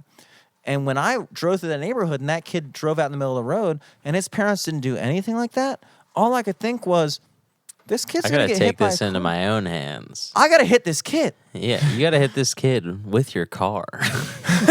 like all I'm saying is like that's not a moment. Like it was like the classic like Stonely parent type of situation. I was like, no, this isn't a moment where you encourage your kid to do stupid shit. Like you should put him inside and tell him he can't go outside for a week until he learns how to fucking look both ways before he crosses the sidewalk. I know that Yeah. sounds brutal. I know that sounds harsh, but at the end of the day, when you're a kid, I'm worried about you fucking making it. I'm not worried about you liking me. I'm not trying to be your friend. If I'm your parent, I'm not your friend, bro. You might not think I'm your friend until you're like 30. And then you'd be like, oh, dad's a pretty cool guy. I'm not your fucking friend when you're 15, bro. You're not going to that My party. non-existent kid. Yeah, my non-existent kid. Don't think we're friends when you were 15, dude. I'm not your You're fucking getting friend when you're worked 15. up over your non-existent kid. I'm getting pissed off because I care about this kid and I care about the fact that his fucking parents are so adamant about not hurting his feelings that they're putting him in danger. That pisses me off, dude. Fucking yell at your kid for once. Tell him he's wrong. Tell him it's not good to bolt down the middle of the street. Don't tell him good job for stopping in the middle of the fucking street. Your ass would be fucking grass if I didn't stop, bro. All right? Tell him that. That's what fucking matters, bro. You're trying to be friends with your fucking 8-year-old kid. You're not even concerned with the reality that he's going to be a fucking adult one day with no idea how to fucking operate in the real world. And he's going to look at you and be like, oh, yeah, fucking. That shit pissed me off. Because it didn't piss me off. Like, I'm not mad, even though I Dude, seem you're very mad, mad dude. right now. You're I seem mad, bro. very mad right now. But, like, I wasn't mad. I was just astonished. I just couldn't believe it. I just couldn't believe that, like, that's how some people raise their kids. I was raised to believe that everything is my fault. Everything. Every single thing that happens in the world is my fucking fault. That's how I was raised. Oh, fuck. Yeah, I mean, maybe throw a little bit of that at your kid, but not, you don't want to go all out. I mean, but like, why not? Why not? I turned out fine. Look at me, I'm mad. I'm fucking mad over imaginary shit right now, dude. I'm imagining situations, and now it has ruined my night. Look and how fine I I want that am. for my kid.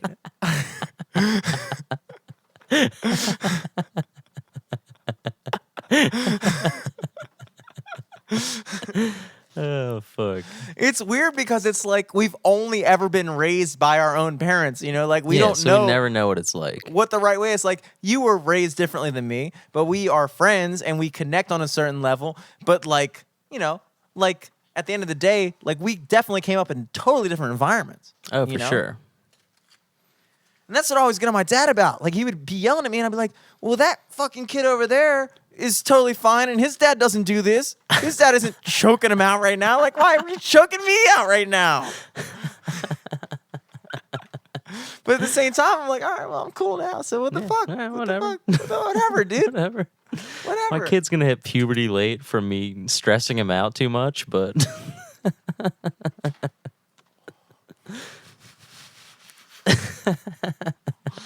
Oh no, dude. oh shit. Dude, yeah. Things are getting a little weird though in this quarantine. Grocery stores are now the one I keep going to. They're only letting like a certain amount of people in. I had to like wait outside in a line 6 feet away from people. Which one do you go to? I went to Eddie's on Roland, just Okay. because it's like small and they also sell alcohol. So like, I'll just go there, get some fresh produce. They always got good produce. Dude, they had some Clorox wipes this week. I got a big tub of Clorox wipes. There you go.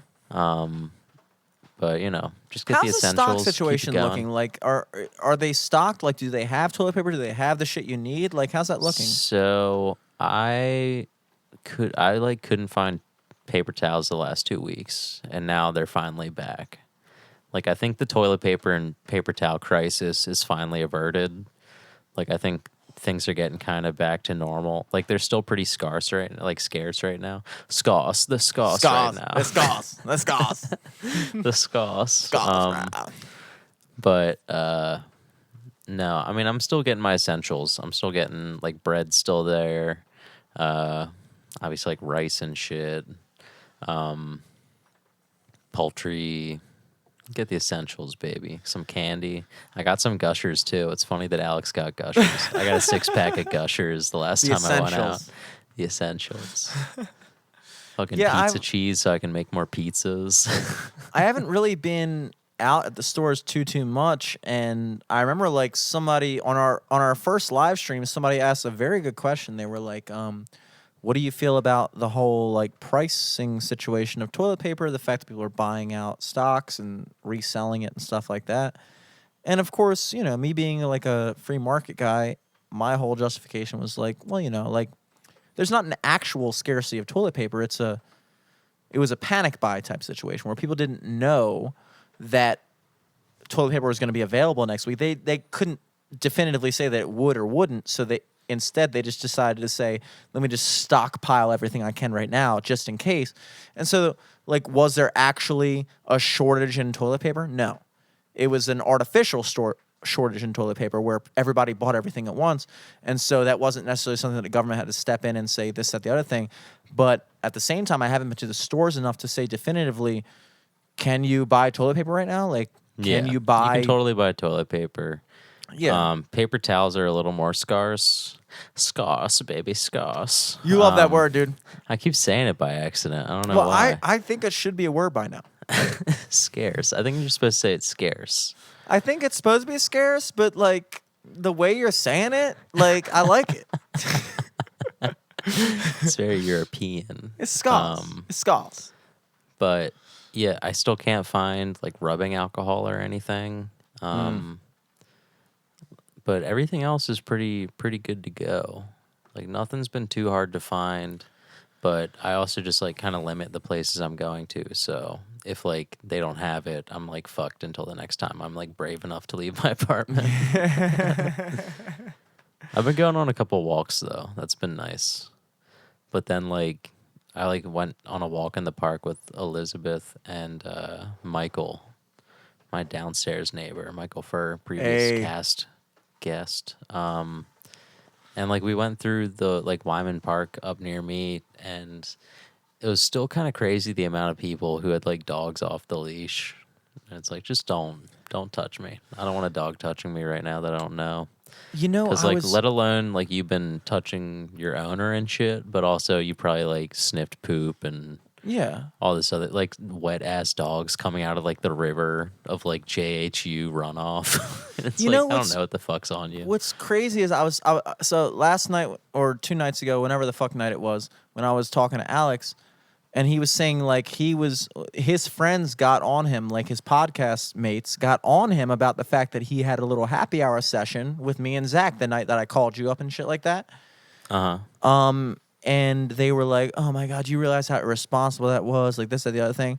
But at the same time, like one of his podcast guys is still hooking up with this random girl. Like she comes over his house and sleeps over. The other one is still walking her dog at the park every day with her friends and doing shit like that.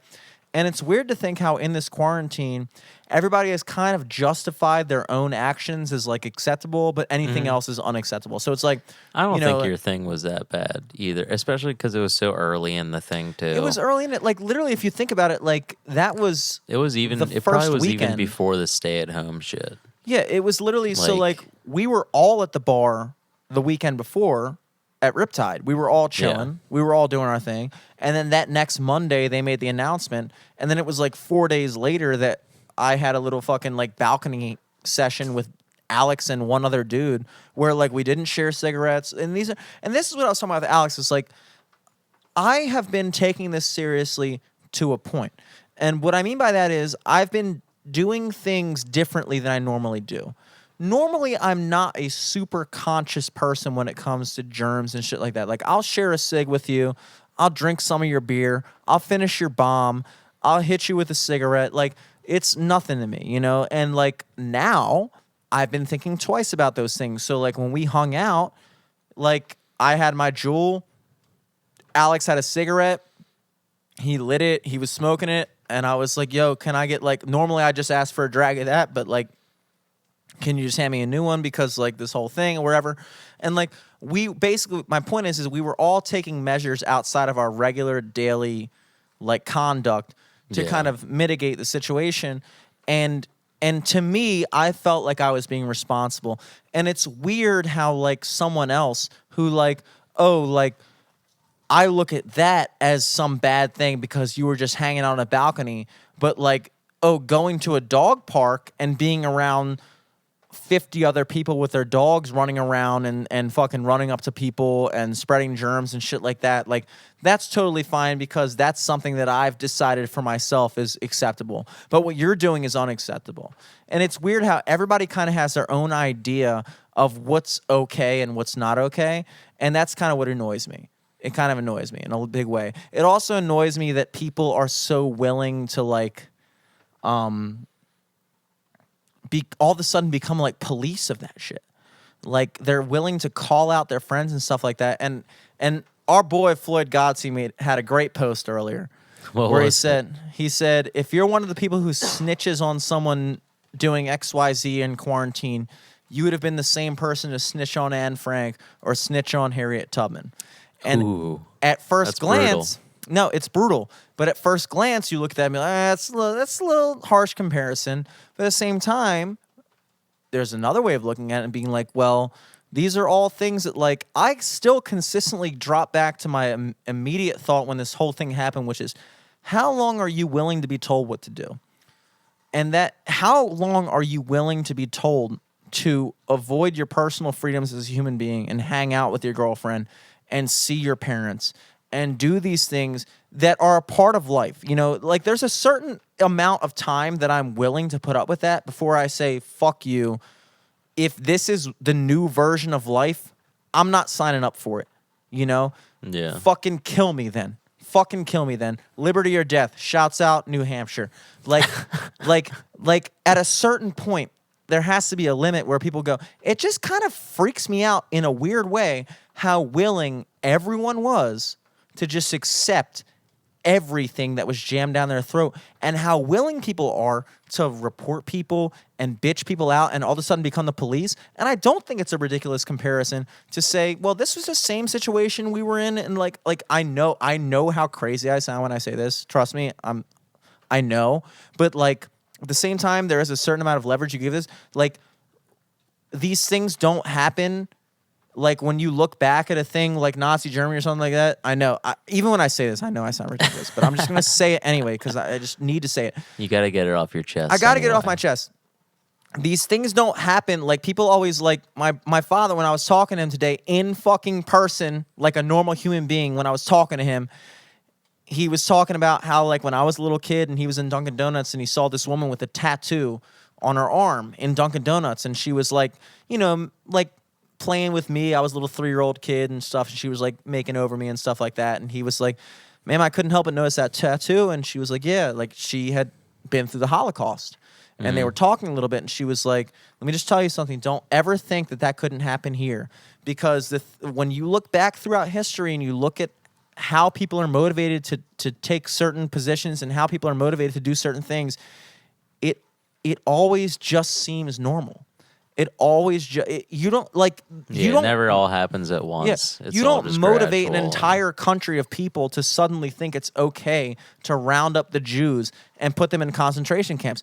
That is a systematic progression of normalizing certain thoughts and normalizing certain things to the point where now people that were turning in Jews and doing things like that they legitimately thought that they were doing something right. They thought that they were acting for the greater good. And I'm not saying that that's what's going on right now. I'm just saying that that is the same thought process that I can't help but witness when I see people that are so willing to not only give up their own personal freedoms, but also be willing to get on other people for not giving up their personal freedoms and their willingness to, like, you've seen people like report people to the police and shit like that. And it's like, that's how it happens. Like, that is what's going on in a weird way. I'm not saying it is what's going on, but you're watching the same thought process take place. Yeah. And there's never been a more kind of like revealing time throughout my life when I've seen like, oh, that's how it happened. Yeah, dude, the tattletales are in full effect right now. You know, and it's like everybody has their own justification because most people aren't bad people. Most people are just regular people. But if you can convince a regular person that what they're doing is for the greater good, like for instance, I actually took this down in my notes. Apple and Google and I think Facebook are working on some new type of like surveillance program where they can monitor your phone, like they're doing in like South Korea and like the Asian countries, where they can like trace who you've been in contact with, and if you've been in contact with XYZ person, like they can like, you know, do whatever. And it's like, yeah, when people are praising South Korea's response to it, they should also mention the footnotes. Like, yeah, they've just been tracking people, and if you're known to be a person who's had it, they'll just like email the people that you've been in contact with through GPS, and that's how they've, you know, there's like a good side to it. Like the virus has been kind of they Quelled, stomped yeah. the curve, Yeah.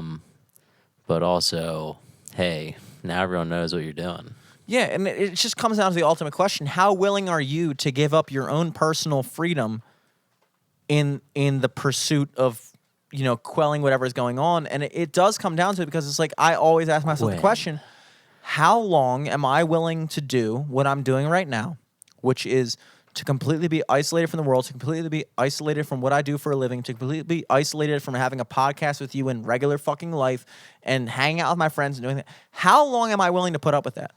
And there is a limit. There is a limit. And it just, I just wonder what people's limits are. And it's amazing that some people apparently just, they are just willing to be told what to do until the fucking end of it. It's amazing, dude. It's kind of fucking weird. Dude, it's going to be so good when we get the first cast back in the studio. That's going to be a moment. We'll share a spliff. We That'll probably be won't. We probably won't. moment. We that's the Maybe thing. not We the first time probably back. won't. Who knows? We probably won't, and that's what sucks. We might never share a spliff again. Don't Eric. say that, You ever dude. think about that? Don't say that. Don't say that, buddy. You can't think like that. I mean, we might not. We might not, dog. Like, this has changed everything, bro. Like, they're talking about, like, maybe, like, not even, like, they're talking about, like, maybe we shouldn't shake hands anymore. They Maybe we said, shouldn't do that. they said probably no like big concert or music festivals until like something 2021, like late in 2021, like September or October. I don't Dude, like what it, are bro. all these teens gonna do? This Not social get distancing, chlamydia? Come this on. social distancing thing has much grander effects than we like to entertain. And it's the same scheme that you look at when you talk about how, like, if you make a Facebook status, you make a tweet or something like that, and people read it in their own voice. They don't see it the way you said it. They're not sitting with you in the same room when you make a joke and seeing your facial expression and hearing the context and seeing how everything kind of came to that moment where you said something and it was funny. Instead, what they do is they read it in whatever state of mind they're in at that moment, and they read it in their own voice, and they don't see your facial expression, they don't see your body language, and all they see is how they intellectualize it through their own lens. And so social distancing, in a weird way, this new form of communication that we're involved in right now, is dangerous because it's kind of accentuated on what's already been going on, which is, in a weird way, I am more connected with a lot of people that I normally wouldn't be connected with. You know, like I like tweet back and forth to people that, like, if I see them in real life, I barely have a full conversation with. Yeah. You know, for like sure. I'm Twitter friends with people that I'm not real friends with. And I'm Facebook friends with people that I'm not real friends with. You know, I don't have that relationship with those people. Those people are the people that like what I post on Facebook or like what I tweet. But like they don't really actually know me. They just know what they think of me, you know, and they like what they think of me. But there's a whole bunch of people that don't, they read my shit and they think like, oh, this, that, the other thing. And like that is becoming the new normal. Like this new level of communication that we're in right now, this kind of like distance type of shit is like, that is becoming the standard level of communication more now than ever. Like it's becoming, and if you're talking about a world where more and more people are working from home, and more people are avoiding human contact, not shaking hands, not being in the same room, staying 6 feet apart, doing this, that, the other thing. You're talking about a world where people are more and more removed from other people to a point where we actually don't even. I think social connection is crucial. I think it's crucial. And we have kind of eliminated that throughout society. Yeah, I mean, solitary confinement is like the worst place to be in prison. And like a lot of people are just in solitary confinement right now in their homes. Yeah. It's like the worst punishment. It's like the worst punishment. And that's becoming what they're talking about is a world where, because that's the thing I think that. Prison Planet, baby. Alex Jones called it. He kind of did. He kind of did. But like that's becoming a world that like even after this is all over, this situation is going to change the way we go about our lives after this is all over. Yeah, for sure. It's not like a light switch where we just flip on and off. It's not like, oh, now we're back to normal. People aren't going to go back immediately to being the way they were. People are still going to be scared to go out to the bars. People are still going to be scared of standing in places with crowds and stuff like that. And it's going to change the way we live. And I just don't like this world we live in right now. I know that we've discovered some interesting things throughout these past weeks, like, oh, maybe some of our employees can work from home and we're still equally as productive. That's cool. But also, maybe people need to be in a fucking office and talk to somebody 5 days a week. Maybe it's not healthy for a human being to sit in their own fucking apartment in their underwear 5 days a week, 6 hours a day, and work off their laptop. Maybe that's not the ideal way to live as a human being, even though it's equally productive for a fucking company. You know, this is going to change the way people exist, and I don't fucking like it, dude. I don't fucking like it. Especially because now, like, if work from home is the norm, companies are going to expect you to be on call like a doctor 24/7. Like, oh, you didn't see the email? Yeah. Oh, I sent it over at like 7:30 last night, but I asked you to have this ready by 9 a.m. tomorrow. Well, it's 10 now, so, we don't really need you anymore. Say goodbye to your health insurance.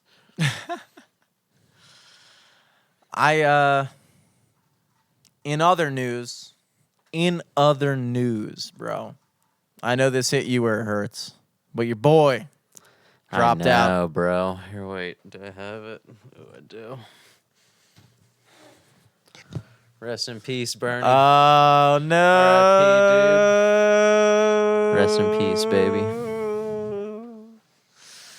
I was sad to see him go, man.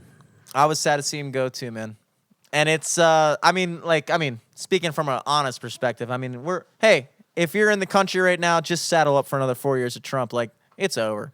Yeah, Biden's not winning that sucks. shit. Yeah, Biden's not winning that shit. Amid being like accused for like sexual assault and like having Me Too cover for it because they have ties to the Biden campaign, still the DNC is like, yeah, this is our guy to beat Trump. It's a guy whose like wife startles him if she moves too much on a live stream. It's unbelievable. This is our commander in chief, baby. Fucking believable that is the person that the Democratic Party put up. It's kind of like spitting in everyone's face. I mean, that's what it's been. It's been that. I mean, yeah. and like, in a weird way, it's like, I guess technically he won. I don't know. I'm not going to say that they rigged the election, but like, I guess technically he won, but like, I mean, come on.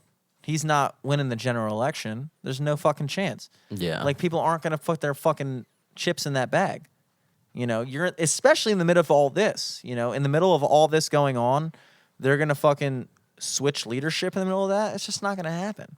And what bugs that's why me Trump out, keeps calling himself a wartime president with this pandemic shit going on. Yeah. He's trying to get that easy second term. He's basically like buying the vote, right? Like, cause he's sending everyone $1,200.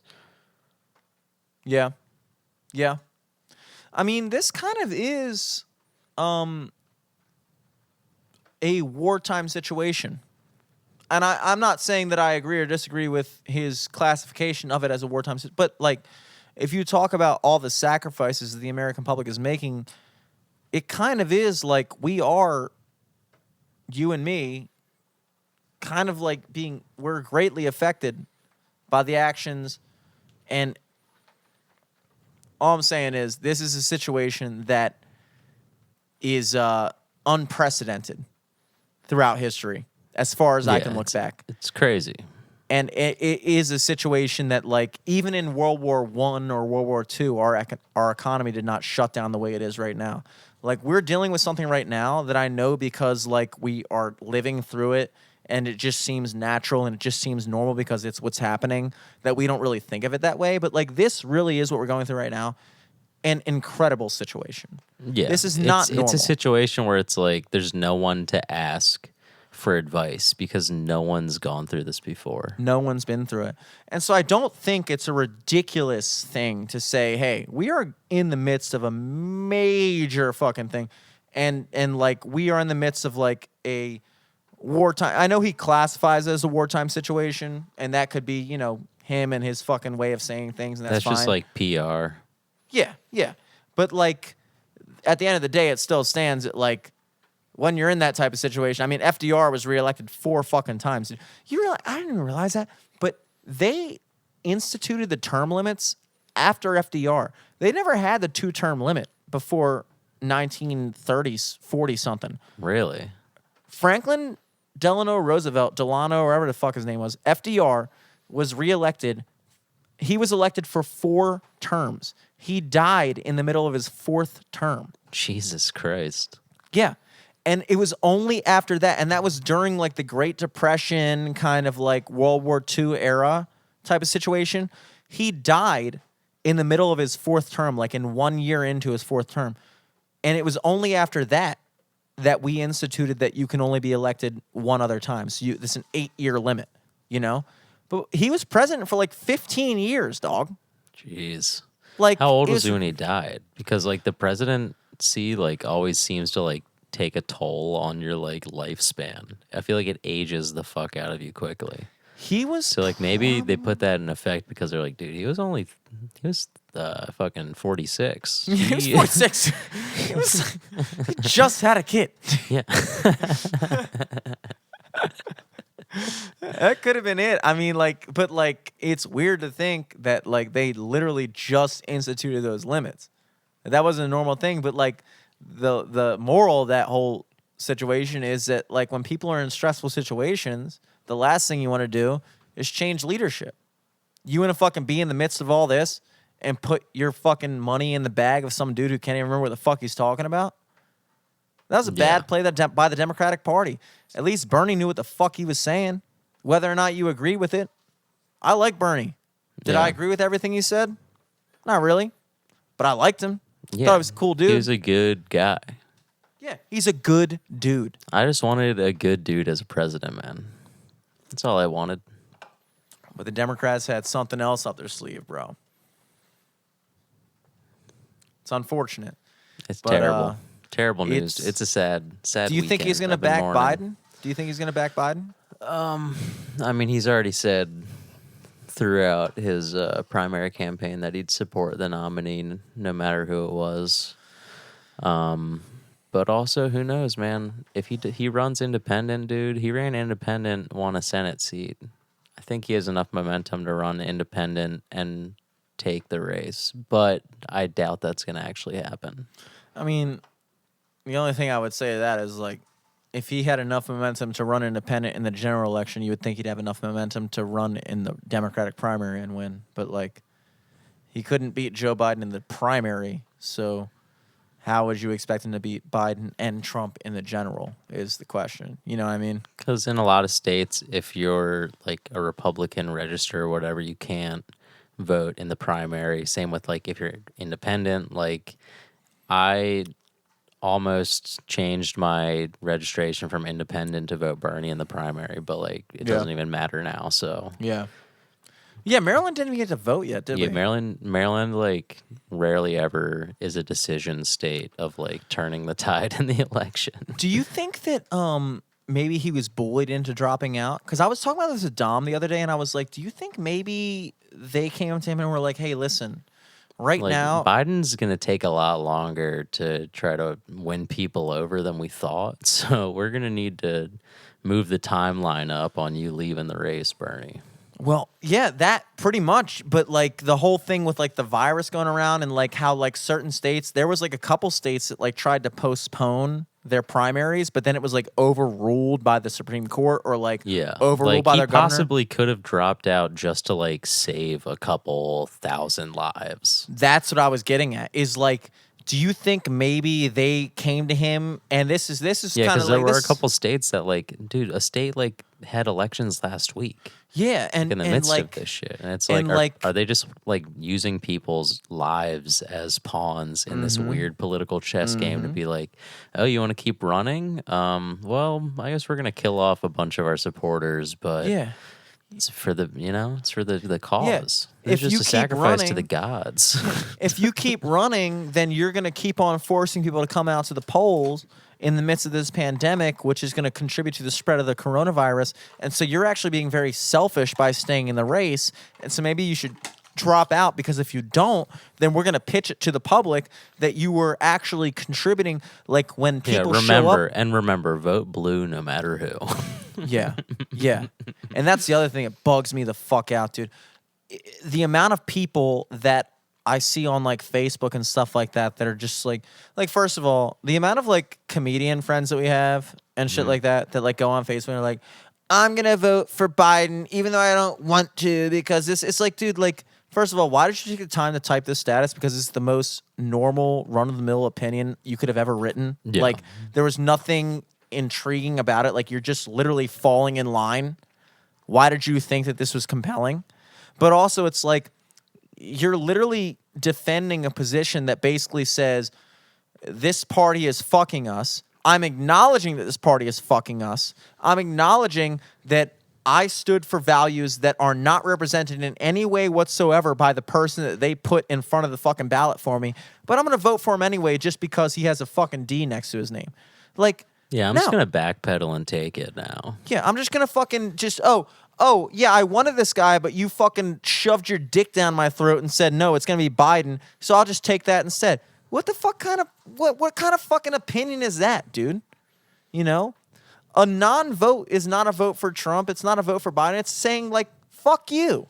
Yeah. Fuck I mean, the you. primaries basically the way they are now is you go to the voting booth, you get a dick jammed down your throat, you try to say who you're voting for, the gargled out, the guy with the dick is like, oh, that was Biden, right? And then he clicks a tally for Biden. It's And that's just how politics works in the U.S., man.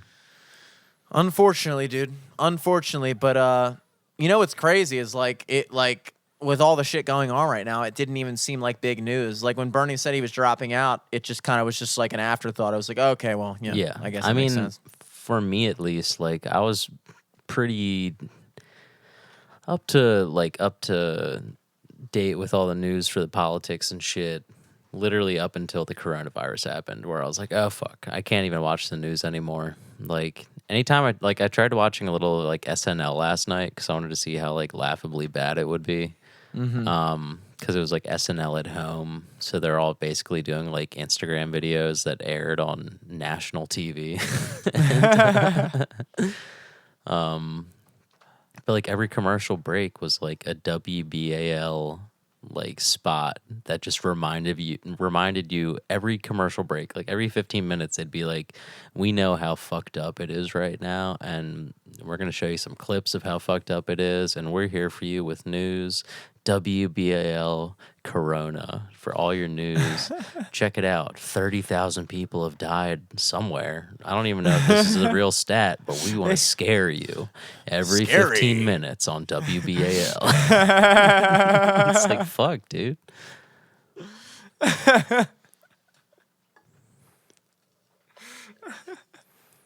Dude, this upcoming election will be an afterthought. Yeah. This It's gonna- upcoming election will It's just going to be a footnote for. It's going to be a footnote. And what's crazy is for the longest time, we've been kind of living in this universe that we thought that this next election was going to be the biggest fucking thing ever. But suddenly it's been overshadowed by what's going on right now. And all of a sudden, like, this next election is just kind of like, all right, let's get out of the way. Biden fucking blows. Yeah.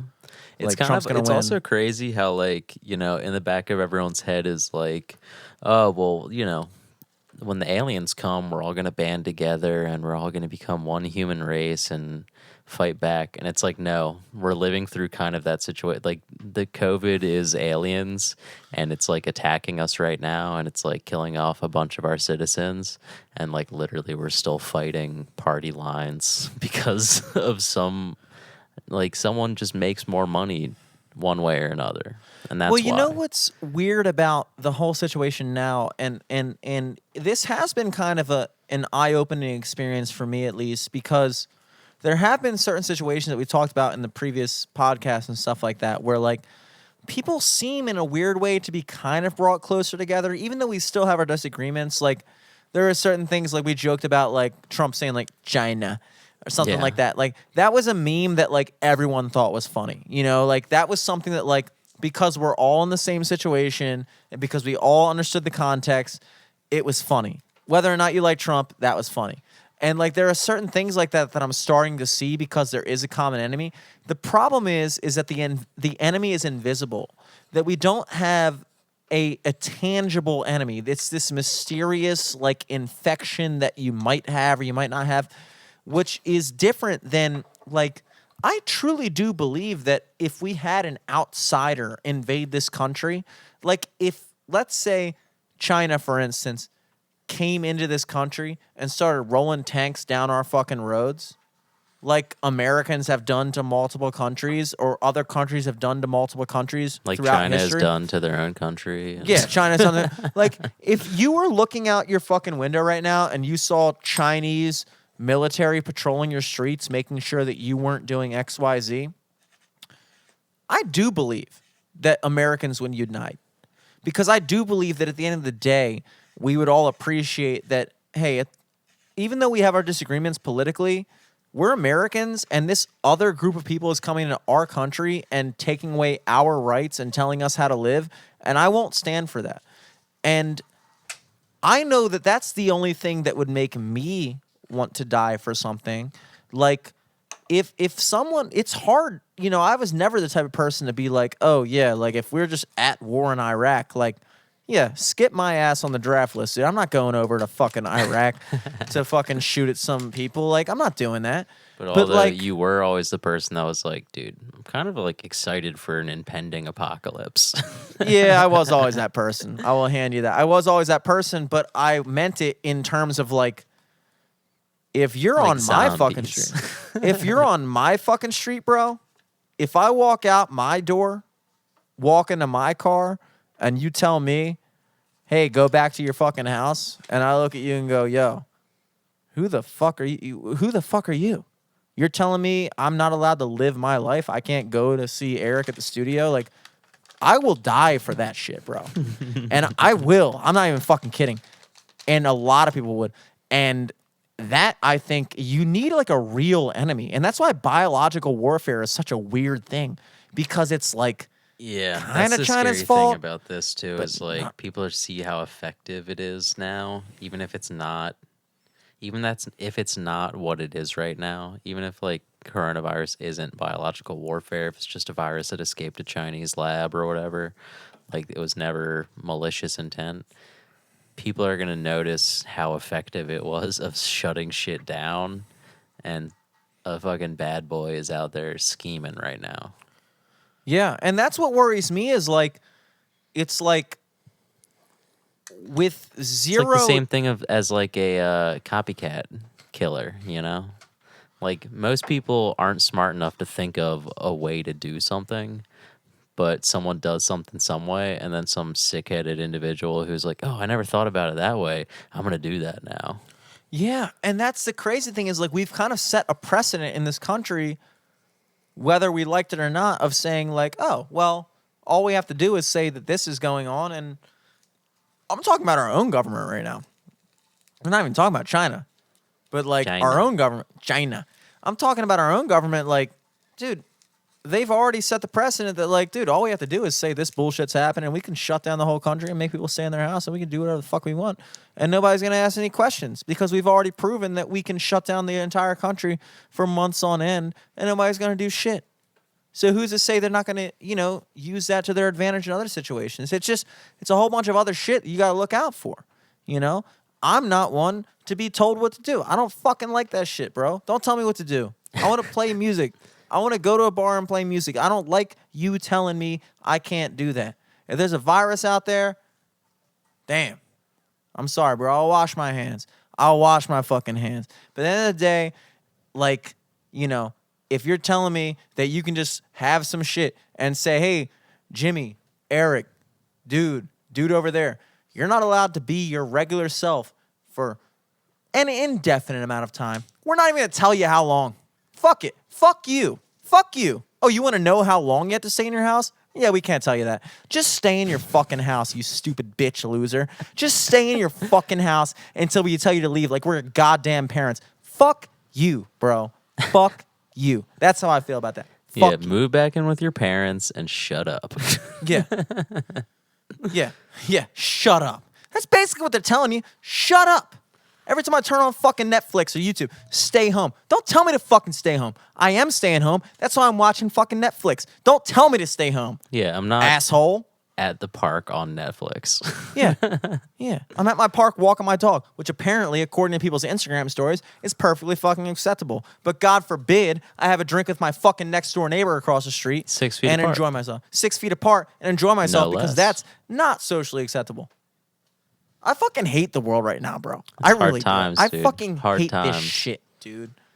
I loved life a month ago. Dude, life And is I didn't- fucking good. It was sweet, dude. I feel like we were kind of on a roll. We were doing our thing. We were fucking, like, we were just thriving. And all of a sudden, here we are. And I kept on thinking, like, oh, maybe this is a golden opportunity to be like, oh, okay. Well, now everybody's back on the same level playing field. I was astonished the other night when I was watching Rogan and he's fucking having these like long distance podcasts with people. And I'm sitting here stressing over our fucking like audio and trying to sync it up and shit like that and spending like hours on end and shit like that. And then I see his fucking audio and it's all Dom. Shut up, dude. Dude, I fucking hate my brother. What is he doing? He's fucking just screaming. Shut up.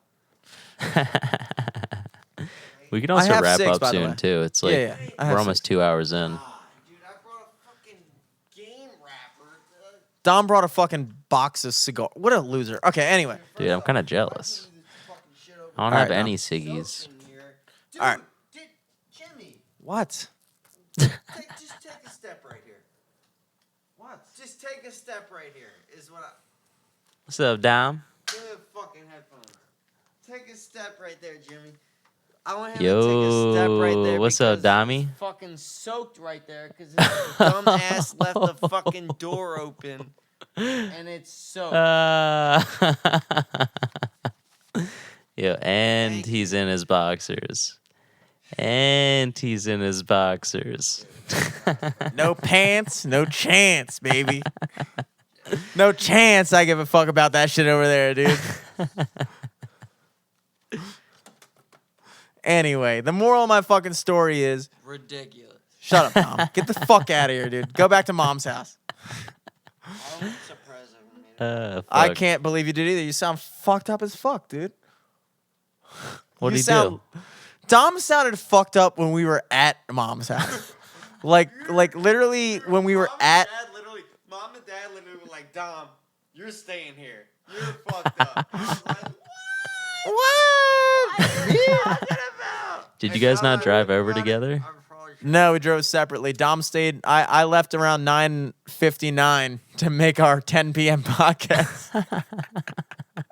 And Dom stayed until whatever the fuck time it is. And yeah, he was just cruising, I guess. There you go. But It's Easter, dude. yeah, it's Easter, bro. It's Easter. But the moral of the story is that I was watching these like top premiere podcasts and shows and stuff like that and be like, yo, they're doing the same shit we are. Like Yeah. literal Joe Rogan, Jimmy Fallon, Stephen Colbert, they're doing fucking webcam audio shit bullshit like we are. There's never been a better time to fucking capitalize on that. But at the same time, now everybody's fucking doing it. So you Yeah. can't fucking win.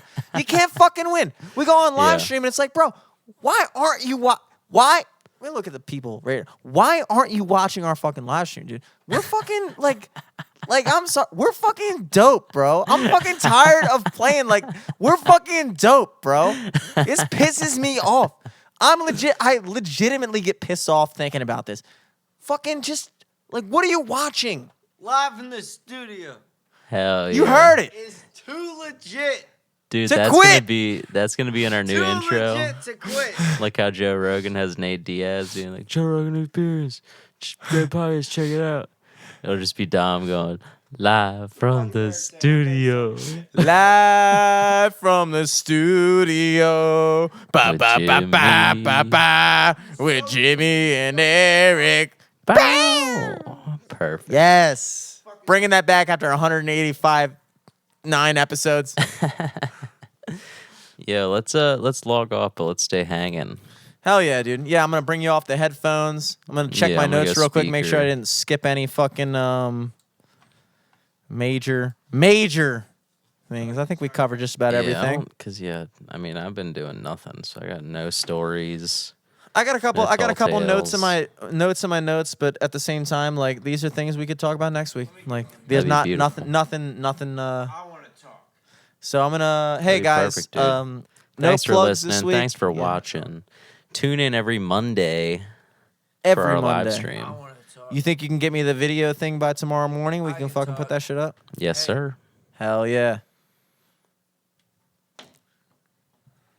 Hey, live Hey. from the studio. This is Selesky talking. Fuck you. Tell him to do like a Z1043 drop. Like, yo, this Yeah, Post Malone, and you're listening Hey, to this Live is from the Selesky. You're studio. listening. Pick me, 92Q, pick me up. I'm on North Avenue. Come pick me up.